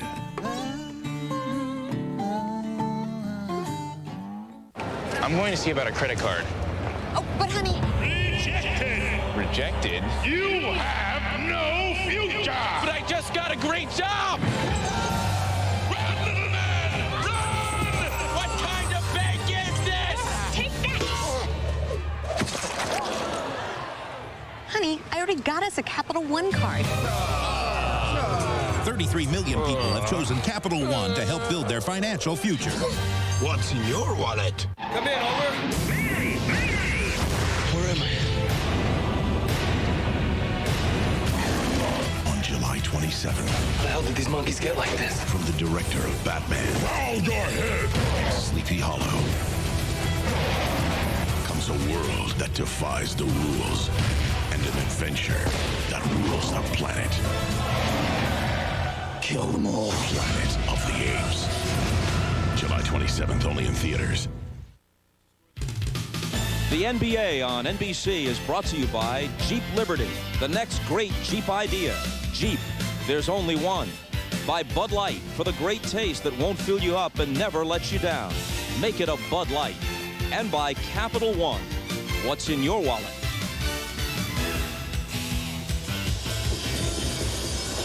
Shalonda Ennis and Dawn Staley are members of the Charlotte Sting of the WNBA.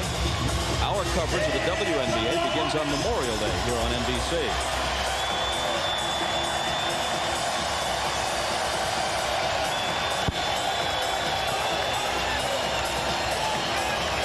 The fans have been whipped to a frenzy. The towels are out, and they'd like to see the Hornets get back on top. Silas has talked to his team and tried to remind them what kind of team they are and where they get their offense. Let's see if they come back to Eldon Campbell to try to get something inside. 6 on the clock for Campbell. Backing in on Johnson and hitting. Campbell has 12, and the Hornets have the lead again.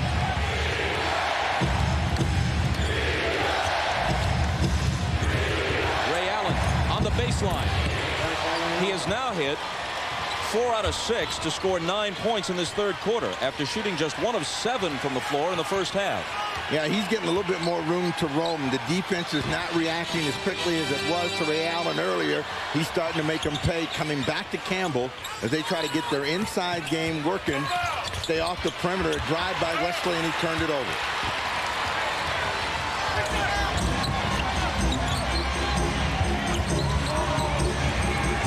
In a close ball game, you only need one player to keep the hot hand. And that player right now is Ray Allen, drilling another 3. 12 in the quarter for Allen. 5 out of 7 from the floor in this period, and the Bucks by 4. Remember what George Karl told us yesterday. If you try to outshoot us, you're going to be in trouble. So they've got to get back, the Charlotte Hornets, to playing their game. They come back again. Eldon Campbell short with that one. Cassell pulls up. Misses the 3. And Mashburn takes the rebound. Good shot or not?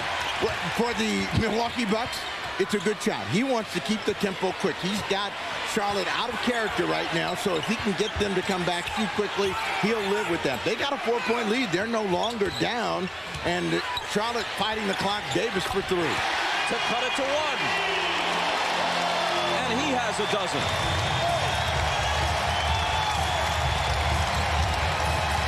Here's Ray Allen, who has scored the last 8 Milwaukee points.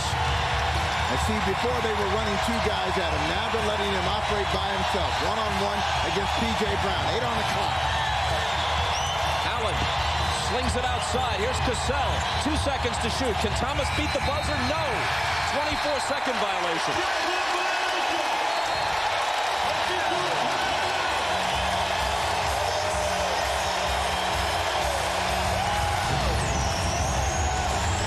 Ray Allen with the 3. Baron Davis had an answer at the other end. It's a 1-point game with 2:52 to play in the third.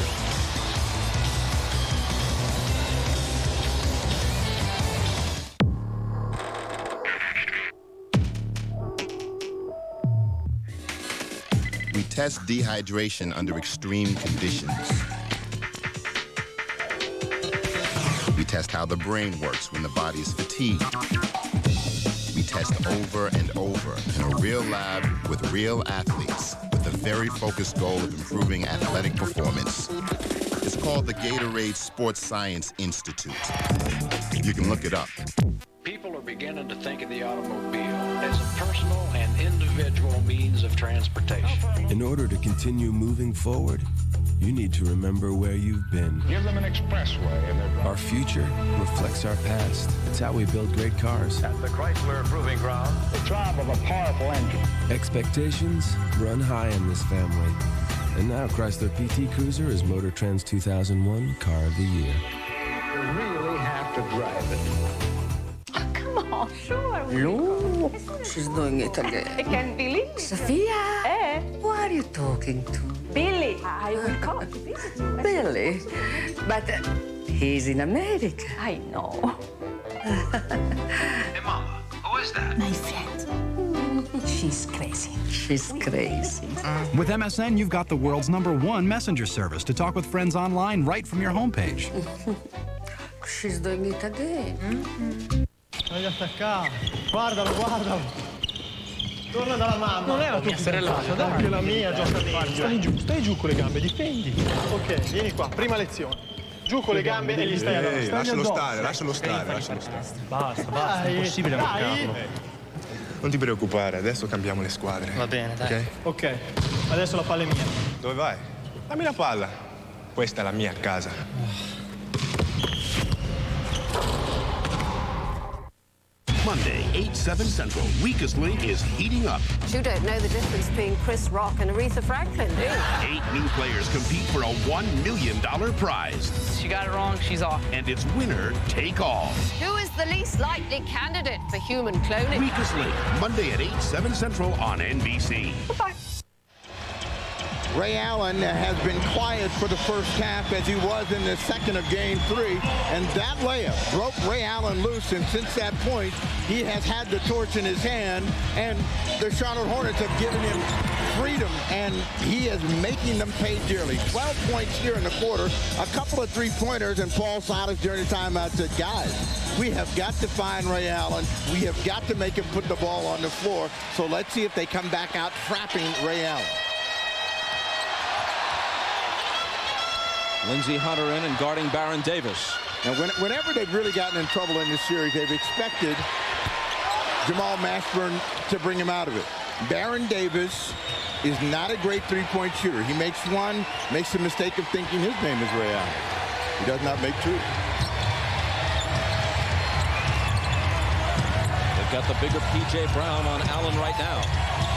Robinson out of the double to Thomas for the jumper. That is no good. It would have counted for 3. But the rebound is back-tapped and a fresh 24 from Milwaukee. And Irvin Johnson kept that one alive, and Allen's got the ball right now. And they talk about running at him, but nobody is. He gets it to Robinson, who overshot it. Wesley snatches the rebound. On the run, Mashburn banks it home. And the Hornets go back on top. Mashburn, who had 36 in Game 3, has 20 now in Game 4. Tim Thomas inside to Irvin Johnson, who traveled.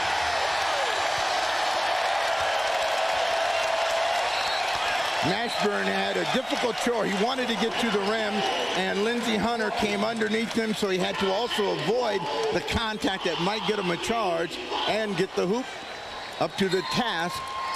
Again, let's see if they get the ball back in the hands of Mashburn. McGlure is in the ball game, replacing Eldon Campbell. They're not going to give him a chance to go one-on-one against Scott Williams.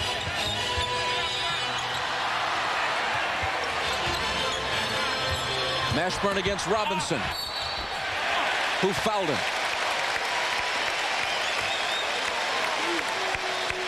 And if you're going to be successful in the NBA, you always have to try to play to your strength as a team and as an individual most of the time. Every now and then you're going to get away from it, but Mashburn is very strong at taking the ball to the rim, gets the foul against the big dog. Which is Robinson's third. Excellent all-round season for Mashburn. Averaged better than 20 points, nearly 8 rebounds a game, about 5.5 assists per game. You know, he's taken it to another level during the playoffs. You know, for Jamal Mashburn, this is almost like his last year with Rick Pitino. He has a coach that allows him the freedom to create, to use his judgment, when to shoot, to rebound, to do all the things that bring out his versatility. And that is what Jamal Mashburn is doing here for Paul Silas and the Charlotte Hornets.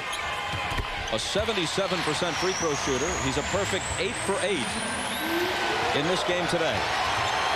His mom among those cheering him on.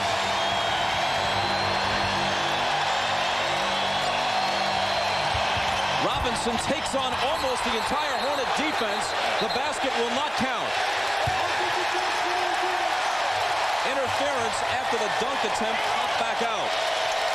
Well, one thing, the dog cannot get the dunk to go today. He goes with two hands that time. It still hit the rim. He held onto the rim with the right hand and then tried to reach around and tap it back in with the left. Well, it may win you style points, but is not permissible. Mashburn. Against two defenders, he misses. Rebound swatted around, and there's a foul on Charlotte. You have one more opportunity at the quick drive and the power effort by the big dog. Now he's hanging on the rim, comes back with the other hand, and they say no. The foul on the rebound goes against Otis Thorpe. It's his second. Eddie Robinson in the ball game will defend against Ray Allen. They run it Allen. Here's Jason Caffey. Williams is open. And the two former Chicago Bulls combine on that one. Caffey the assist and Williams the basket. He did it against Indiana last year. He's proving again you cannot leave him open. Scott Williams makes another big shot. 12 on the clock for Davis. Baron Davis to the left hand. Count it, plus the foul.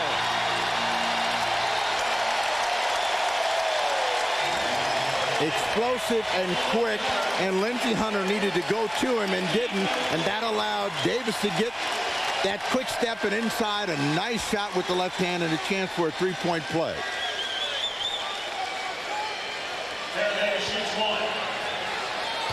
Baron Davis, the number 3 overall pick prior to last season, completes the three-point play.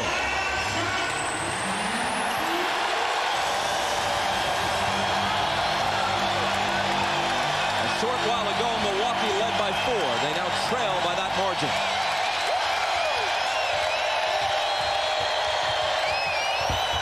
Allen's pass is deflected. Davis wins the race, fires to beat the horn, and it's short. That might have very nearly blown the roof off the Hive and sent all the Hornets buzzing out into the Charlotte afternoon. A 4-point game heading to the 4th. You're watching the NBA playoffs on NBC.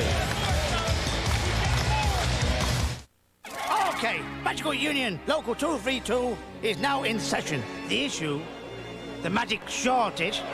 Now, somebody here has been exceeding their magic supply. It's the genie! We suspect the genie! Order! If it's not us, then who? It's the new guy!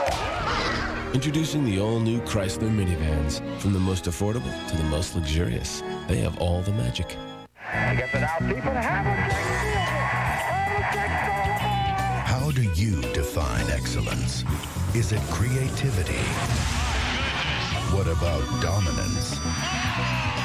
Or is it a constant ability to amaze and inspire? Maybe it's just about stepping into the spotlight and rising to the moment and letting history take care of the rest. The NBA playoffs, it's all good. It's the new Saturday Night Live Mother's Day special tonight on NBC.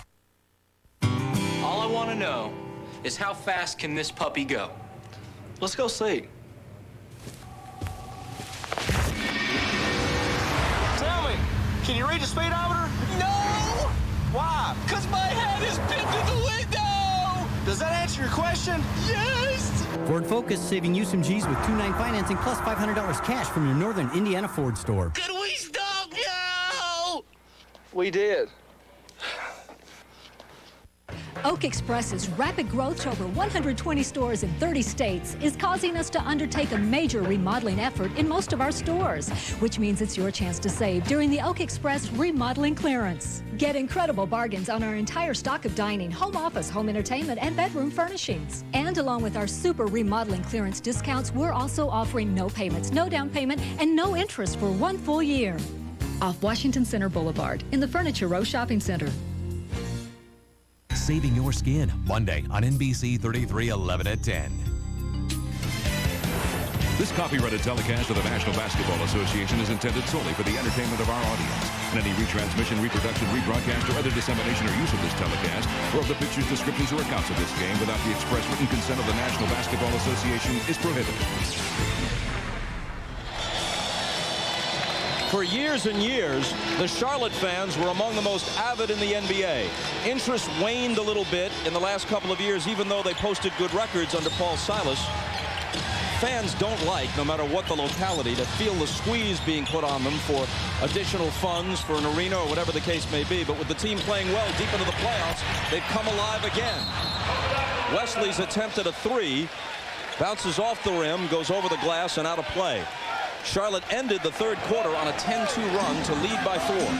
Well, as you saw the score by quarter, the bad news for Charlotte is their numbers are coming down and the Milwaukee Bucks numbers are coming up. Ray Allen had 12 in the third. Can he keep it going? Yes, he can.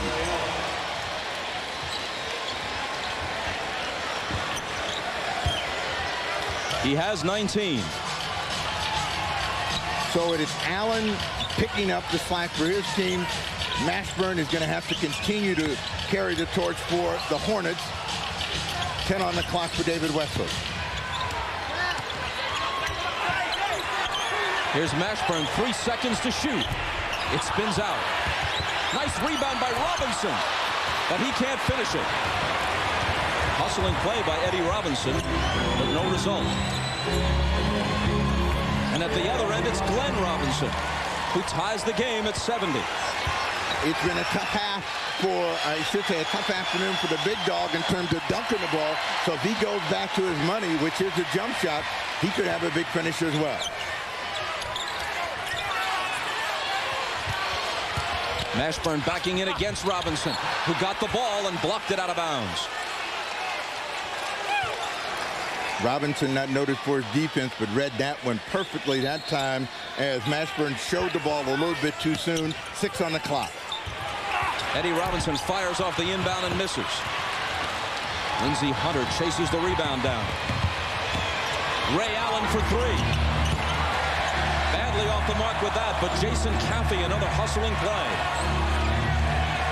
It didn't hit the rim, so the shot clock keeps ticking down to 8 now. Oh, it doesn't matter. Evidently not. And they got a fresh 24 on Williams' rebound. They don't use much of that as he misfires on the jumper. You know, George Karl was telling us yesterday, one of the things that a coach has to do in the modern NBA is take a look at his personnel and shelve many of his theories. This may not be what he learned from Dean Smith. It's not the kind of team he had in Seattle where he could always count on them for a defensive stop. But they are a great jump shooting team. And over the course of time, if you let them go with the flow of the game, as long as they have a reasonable feel for it, this is the way they're best able to win. Yeah, you know, you live with the jumper, you die by it, but he's got some big shot makers over there, and they'll go through droughts, but they'll come up with some big numbers. Glenn Robinson sitting down, Tim Thomas back in the ball game. So really, Tim Thomas now has to pick up some offensive energy for Robinson and Cassell, who are both on the bench.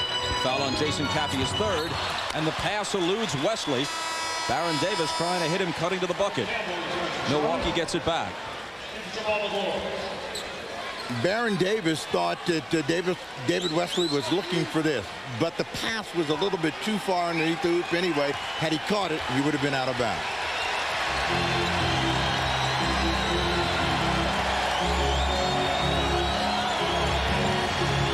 Now, P.J. Brown is in the ball game, and he's in for defensive purposes. They got a big lineup out on the floor at the defensive end to try to rebound the ball. And the rebound to the veteran Otis Thorpe. Now that means points have to come from Davis and Wesley in transition, and then they're going to try to come inside. get a foul against Scott Williams coming through the back of Otis Thorpe. And if you're George Karl, you're telling your guys, hey, let's not get in the penalty early. This team is struggling to score. We've got them under control.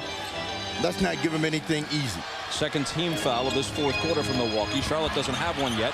Wesley had it knocked away. Now Davis has it back. 6 on the clock. Baron Davis struggling with it. Campbell had to try to beat the clock as he scooped it up and missed the jumper. Ray Allen was wide open over there. Everybody in the Charlotte bench jumped up. They finally get him covered. Looking for the mismatch with Cappy. Tim Thomas traveled. Shuffled his feet as he received the pass. A timeout with 8:39 remaining in a tie game. Sixers, Raptors, then Lakers, Kings. The playoffs continue next.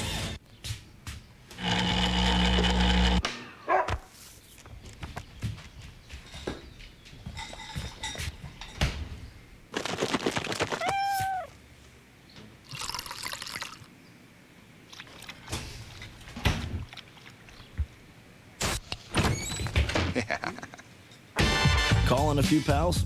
Grab a Miller Lite. It's Miller time. Hey, guys. Hanging out? I'll hang out. Come on back. That's good. Watch the truck there. Yeah, thanks to its 32-valve I-Force V8 and single-piece frame rails with 9 cross members, the Toyota Tundra can carry up to 2,000 pounds of whatever. Okay, she's loaded. Good. Now let's go back and build me some girlfriends. The Toyota Tundra. Better from the ground up. Step on it, Bob. Just because you're single doesn't mean I have to be. Thursday, you're invited to the event of the year. From this moment. You look beautiful. Is this new? Not now. Okay. The Friends Wedding. 7 years in the making, with special guests including Kathleen Turner as Chandler's dad. Hello, all. Oh, my God. And the surprise ending that will have you talking all summer. Plus, log on to NBCI.com/friends and you could win a trip to Hawaii in a sweepstakes brought to you by Kinko's. The Friends Wedding, NBC, Thursday. Hey, Peter.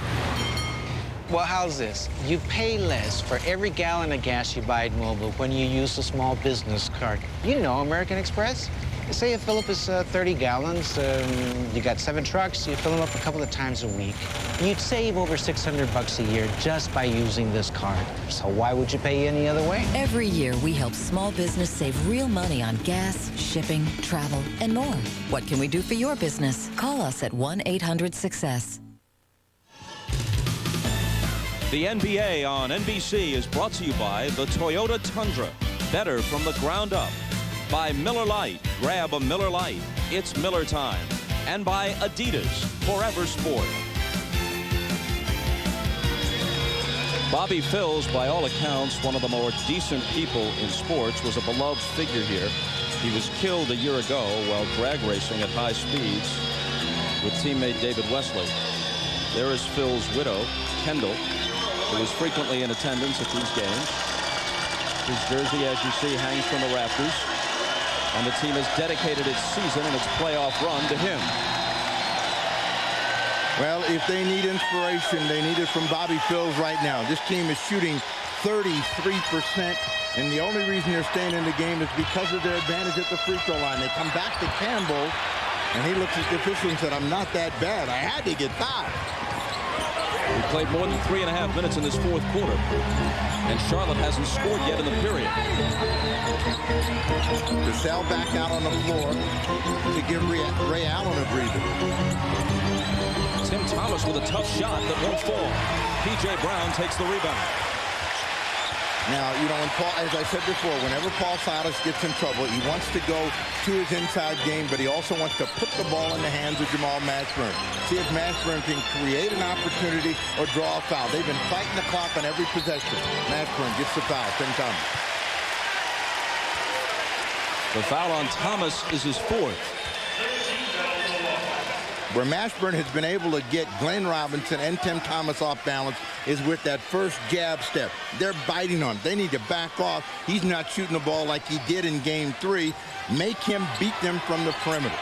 Not an active shooting foul. Charlotte ball from the side, but 3 team fouls now in this fourth quarter from Milwaukee against none for Charlotte. 5 on the clock for Mashburn. He has to take a tough shot and hits it. The first field goal of the quarter for the Hornets. They had missed their first 8.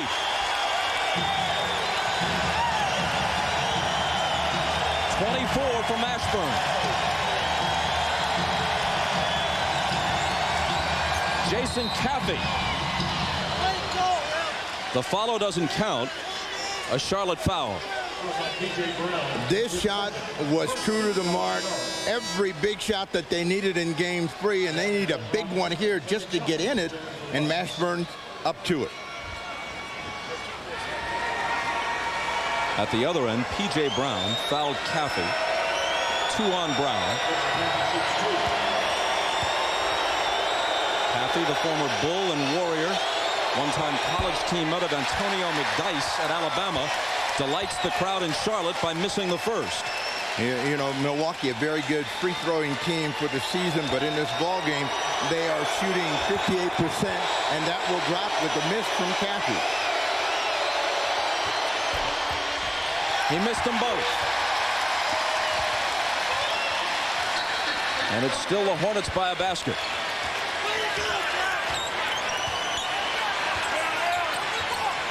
Glenn Robinson during that break came in the game, and he will now have the assignment of Mashburn against the clock again. Mashburn. Got to go. Out to Wesley. Touch pass to Davis. Just before the horn, he nails the 3. The shot clock had moved inside a second, but he got it away in time. Here's Glenn Robinson. Rejected. Caffey is there. And he's fouled as he tries to go up with the follow. Mashburn fighting the clock and nowhere to go. Wesley quickly over to Baron Davis, and every time you say he's not a three-point shooter, he comes up with a big shot. That is his 3rd this afternoon.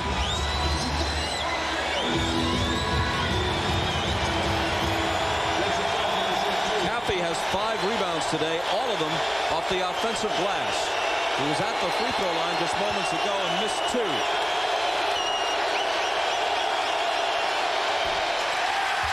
And still can't find the range. Yeah, they look worse with each effort. The first one was long. The next one hit the rim, bounced around. This one was wide right. Into the din of the crowd. 0 for 4.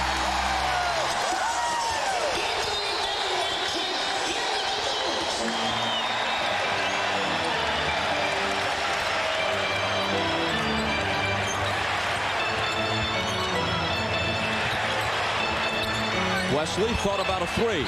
Now drives the lane. Off-balance shot. Perhaps a poor selection. Well, they had to get a shot in the air. They were against the clock and then turn it over. P.J. Brown, good defense against the big dog, Mashburn. P.J. Brown. The tip is good.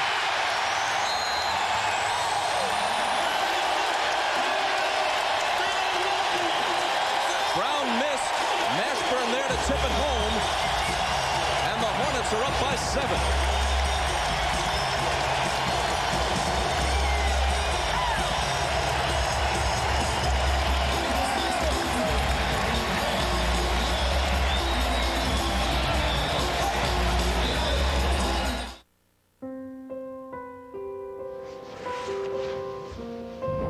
There are no formulas for engineering a smooth-riding 5-link rear suspension. No instructions for designing a superior multi-alloy steel safety cage. Or the ideal 8-passenger interior. After all, you can't follow old directions when you're forging new ones. Introducing the full-size Toyota Sequoia. It's unlike anything you've experienced. The family has always put in the forefront to protect the quality and the standards set by Adolphus Bush. The deep sense of pride that my grandfather taught me that my father continues to teach me. I think he would be very happy that the generations of his family have practiced what he taught us. Every day, new content gets created. But how can you get your hands on it? There's a place where ideas take shape and inspiration gets packaged. Where companies get the dynamic content they need to dramatically impact their websites. From information that moves markets to photos that rock the world every single day. It's iSyndicate, the content marketplace. Do you need to make an impact? iSyndicate, the I for content. You know, the most amazing things happen to me every time I begin to read. I can fly among the moon and stars, or I can visit lands both near and far. I've always liked a good mystery, but there are so many things that interest me. And my favorite thing is when it ends, another book starts it all again. Coming up next, Game 4 between the Sixers and Raptors from Toronto. Allen Iverson, 54 points in Game 2. But then in Game 3, it was Vince Carter who erupted for 50 points as the Raptors now lead the best-of-7 series 2-1. This is Mike Green. Through the first 3 games, these two brilliant performers with fairly even numbers. 2 young stars leading their teams in the postseason. What will happen in Game 4? Find out coming up next. But first, we go back to Charlotte with Bob and Steve. You know what's going to be interesting in that ball game is which team shows nervousness and tentative play. Philadelphia, in order to win, has to really be aggressive. And, you know, the Toronto Raptors are a jump shooting team, but they also have to show some poise in their shot selection. In the last minute and a half, Charlotte scored 7 unanswered points. During that time, Jason Caffey was 0 for 4 at the free throw line, which could have slowed the Hornets' momentum a bit had he been able to hit them. Here's Sam Cassell. 20 points in Game 1. Didn't shoot very well at all in Games 2 and 3, but that will never discourage him. Now, Sam, you know, he's a big shot maker. There's an example of one. He's been struggling. He was 3 for 10 up to that point. Wide open, makes another one. Mashburn back on the monster mash. Another big hoop for Mashburn, 6 in the quarter. 28 in the game for Mashburn. Cassell always brimming with confidence to the point of bravado. Brings it across. Slices into the lane. Here's Ray Allen. Pumped up a 3 and missed it. Loose ball battle. And Charlotte got it and called time.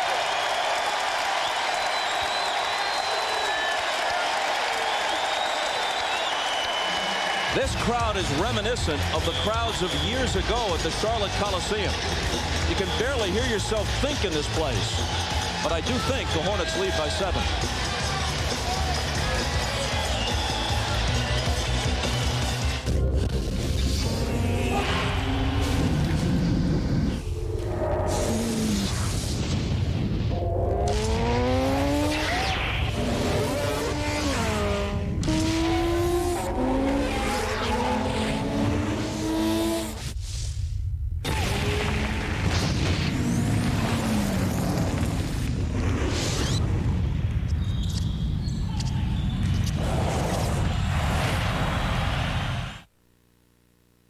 The new version of Oracle will make your website 3 times faster, or we'll give you $1 million.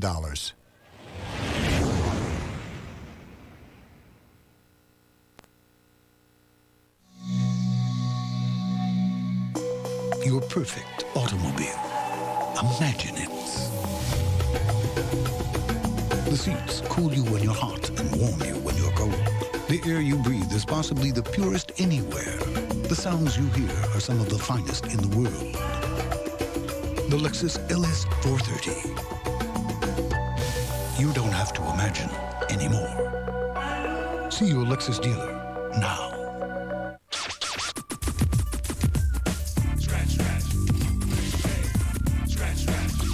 Play the Millionaire game at McDonald's. There's cash on every card. $1 to $1 million. Can you find it? We love to see you smile. Well, it's that time of year again, and you're stuck in the heat watching the mercury rise. Want to make sure that doesn't happen to your summer? Get you and your friends entered to win really cool Miller Time trips like these in our Miller Lite Get the Goods Summertime promotion. Pick up your Miller Lite Get the Goods entry card wherever you see this display. What are you looking at? NBC Wednesday, The West Wing season finale. Mr. President, it's time. Can you tell us right now if you'll be seeking a second term? Watch this. It's as good as television gets. The West Wing season finale, NBC Wednesday. As we look at Ray Allen and the Milwaukee Bucks, they have been shouted down by the Hive. The guy that is carrying the torch is Jamal Mashburn. The knock against Mashburn in previous playoff games has been his inability to step up and handle the big moment. He's answering this afternoon. 9 on the clock for Mashburn. He spins around Robinson. Another beautiful hoop, and he's got 30. Mashburn appeared to have been poked in the eye. He's squinting a little bit as he gets back on defense. Well, he told Paul Silas, I got hit in the eye, get me out. And Silas said, I can't take you out. Now he can, and it's Mashburn who takes matters into his own hands. He comes up with a steal and asks for time. This is a terrific move by Mashburn, spinning away from the defense. Tough angle, it drops, but he has really given this team a lift here in the fourth quarter. You see the eye as he gets hit in the eye by Irvin Johnson, and then he is slow to come back.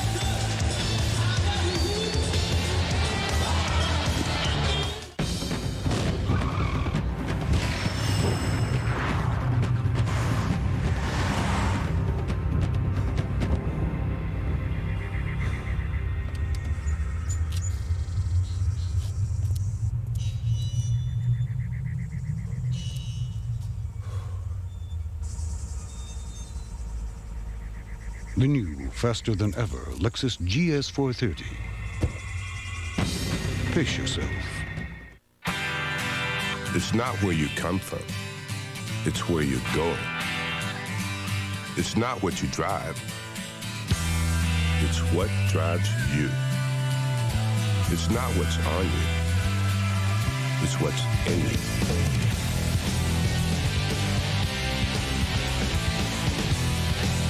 Gatorade. Is it in you?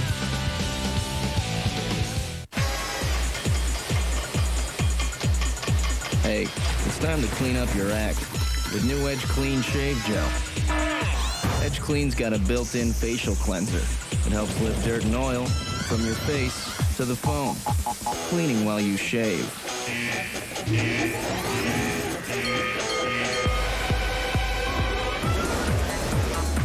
So clean up your act with new Edge Clean Shave Gel.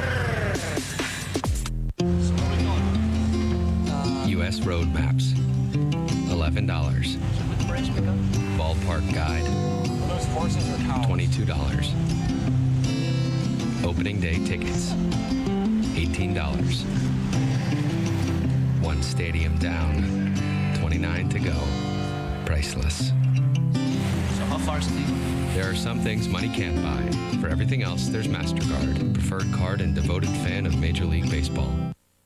Sure, we could brag about it, how it's the fastest sport there is, exploding in popularity. Truth is, it's the fastest growing sport in America. But more important than what it is where it's going. NASCAR is moving to NBC and TNT. NASCAR coming in July on NBC and TNT. Jamal Mashburn had a contact lens dislodged and is being replaced, and he'll be able to continue. Well, that is the only hope for George Karl, because here in the fourth quarter of play, since Mashburn has come back in the ball game, he has put separation between the Hornets and the Milwaukee Bucks, making 8 points in 3 minutes. And let's see if they go back to Mashburn. They get an illegal defense against Milwaukee. George Karl leans over the scorer's table in mock disbelief. North Carolina roots for him, of course. He has often said that while he's been treated remarkably well in Milwaukee, huge new contract, part ownership of the team, their second illegal defense, so it's going to possibly cost them a point as it's a technical. And the hot hand Mashburn is nominated to shoot it, and he hits it. Carl has often said the North Carolina job, North Carolina Tar Heels, that's my dream job, although maybe it isn't my reality job. Well, there's no question that it is, you know, and like a lot of people that go to North Carolina, Larry Brown included, they think they want to go back there, coach and retire and become the latest version of Dean Smith. But Matt Doherty thinks, you're not getting my job. 5 on the clock. Mashburn. The rebound to Robinson. Here are the Bucks down by 10 and giving it right back. The Bucks are still in the ball game. At 4:03 to go, what George Karl needs to see his team do is make some better decisions at the offensive end. Mashburn is not going to make every shot, as he proved the last time down, but if you're Paul Silas, you keep the ball in his hands, you make them react to the excellence that he has thrown at them over the last 3 minutes. P.J. Brown. Still a 10-point game as Thomas rebounds. Glenn Robinson trying to split 2 defenders. It's slapped away. And let's see what the call is going to be. Davis thought that he was shoved and there should have been a Milwaukee foul. But Davis may have stepped out of bounds, scooping the ball up. Apparently that's what it is. And with a fresh 24, Milwaukee puts it in. And what Milwaukee's got to do is start getting the shots in the air. Thomas on the drive. A weak attempt. Davis threw traffic out of the backcourt. 3:20 left. Cassell all over him.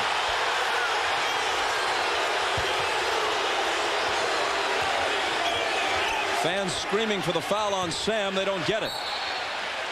Knocked away with 7 on the shot clock. 3:08 on the game clock. The Bucks have scored 1 field goal in the last 7.5 minutes. And a lot of it has to do with decision-making along with their shot selection. 6 on the clock for David Wesley. Not going to get this one up. Ray Allen out of there with the steal. The Bucks have 6 points in this quarter. Can Thomas change that? Yes, he can. Tim Thomas with a 3. And as we move inside 3 minutes, the Bucks trail by 7. Well, that Tim Thomas 3 shows you that they're still dangerous, and you have to guard them. So, you know, the Hornets can't go to sleep. This game is by no stretch of the imagination put away. On the way to the hoop, Campbell. Gives it up to Brown. Contact with Robinson, no foul call. Ray Allen has it stripped by Davis. Baron Davis with a big play.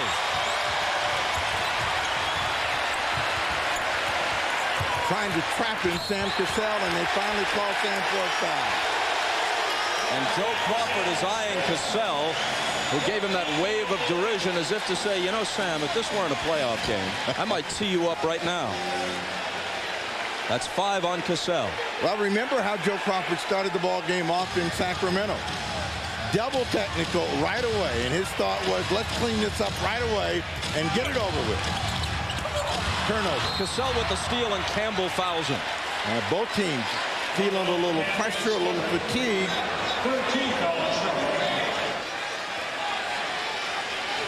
Even with that steal by Cassell, George Karl's Bucks have turned it over twice as often as the Hornets have.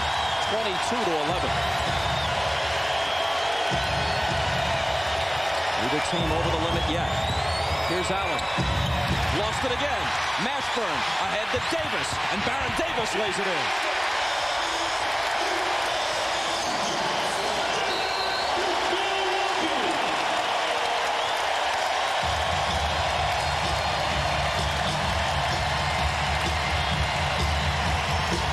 You know, in trying to make a play inside, Ray Allen makes a mistake, and that turns David Wesley loose for the cheapest bucket he's had this afternoon.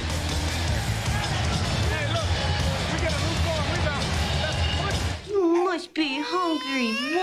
Let's go get some breakfast. Choo, like the Mookos do. Oh, yeah, trusty Wessie. Oopsie, whoopsie. Such a big girl in a swingy wingy.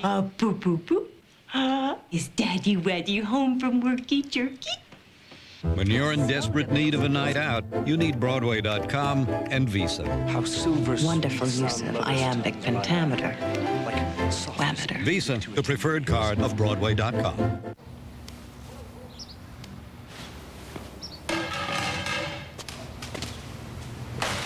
Game 7.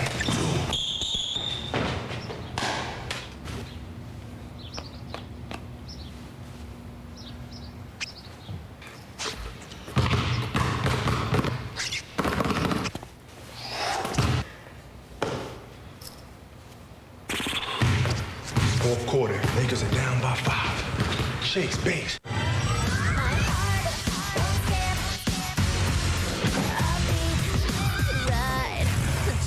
Enjoy the ride.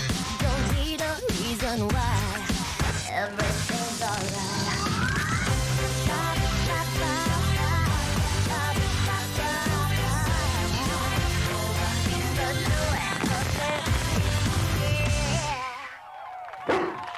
Easy boy.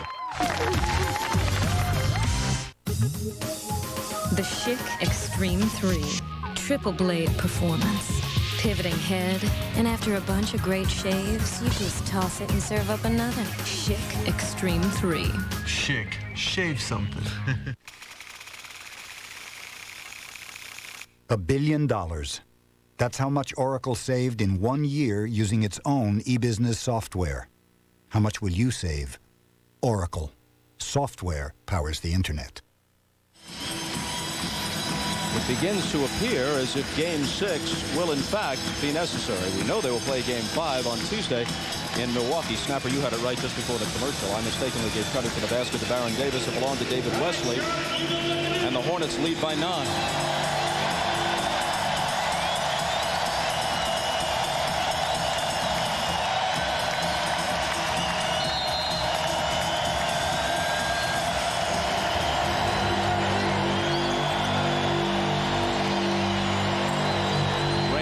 P.J. Brown, and another Milwaukee turnover as it skips by Thomas.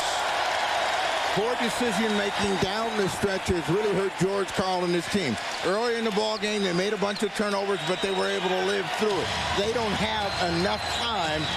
24 turnovers to 11, and the great play of Mashburn here in the fourth quarter is the difference. Here he is again. Wow. Tim Thomas got a clean piece of it, and it goes out of bounds off the Hornets. Excellent defensive play by Thomas. Thomas and Irvin Johnson, they both make blocks. It's a double block, and Mashburn gets nothing, but he tips that one and keeps it alive.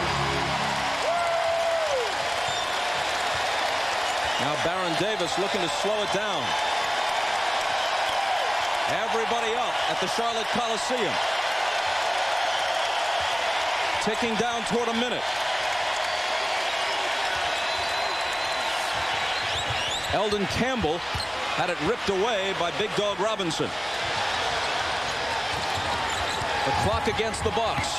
Robinson on the move. Blocked by P.J. Brown. It has been a tough afternoon for the Big Dog whenever he's gone through the drive. Normally a 20-plus scorer. He's been held to 14. Moving toward half a minute. Mashburn for 3. 25 seconds. An apparently insurmountable lead, but Glenn Robinson fires a 3 to at least make it interesting. It's at 6. Well, come up and foul. He's telling them, you got to foul, you got to stop the clock, and they finally do. They let a few extra ticks go off the clock before that foul. You know, talking to George Karl yesterday, he's got the great situation in Milwaukee, no doubt about it, and he's built them into a legitimate contender to win at least the East and advance to the finals. But he does have the clause in the contract that says if North Carolina ever comes calling, you can't deny me permission to talk to them, as I was denied the last time around. He says it galls me that Duke has won the 3 titles under Krzyzewski. He says, look, if Doherty wants to call me, help with coaching, help with recruiting, I'll do anything to set things back how they should be in the state of North Carolina. Robinson again. Can't hit his second three-pointer in a row. And that'll do it.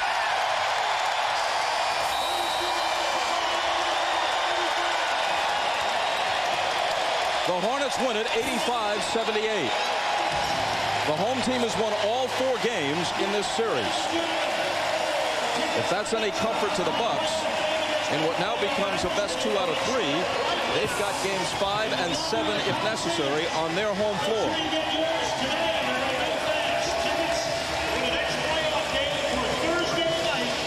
Lewis Johnson is with Jamal Mashburn. All right, Bob, thanks a lot. Jamal, we talked before the game, and you told me that this was a must-win situation like Game 3. What kind of life does this breathe into this team and now to the series? Well, the only thing we did was hold home court. I mean, we got to go down to Milwaukee. We got to get one. So we're looking to go down there and get one. This was a desperate game. We couldn't let them have this one. So we're just going to continue to play, continue to fight. We know it's going to be a loud crowd in Milwaukee, and just looking to go get one. In the first half, Milwaukee struggled with 12 turnovers. Tell me about your defense there, in particular how you frustrated Ray Allen and Sam Cassell. Well, we really just tried to fly at them, really, and just make them think about us and make them contest our shots, contest their shots, I should say. But, you know, they're great players, man. They're hard to keep down, and they're always in the game. There seems to be nothing like being at home with the fans and Mother's Day and having your mom, Helen, on the sideline. How special was that? Yeah, it's real special. I'm glad she's up and about and was able to come out here and support the Charlotte Hornets, and good Mother's Day present, I should say. And by the way, she was very secretive on the plans for this evening. I don't know what you guys are doing, but she didn't tell us at all. Congratulations. Thanks a lot. I appreciate it. Thanks. All right, Bob.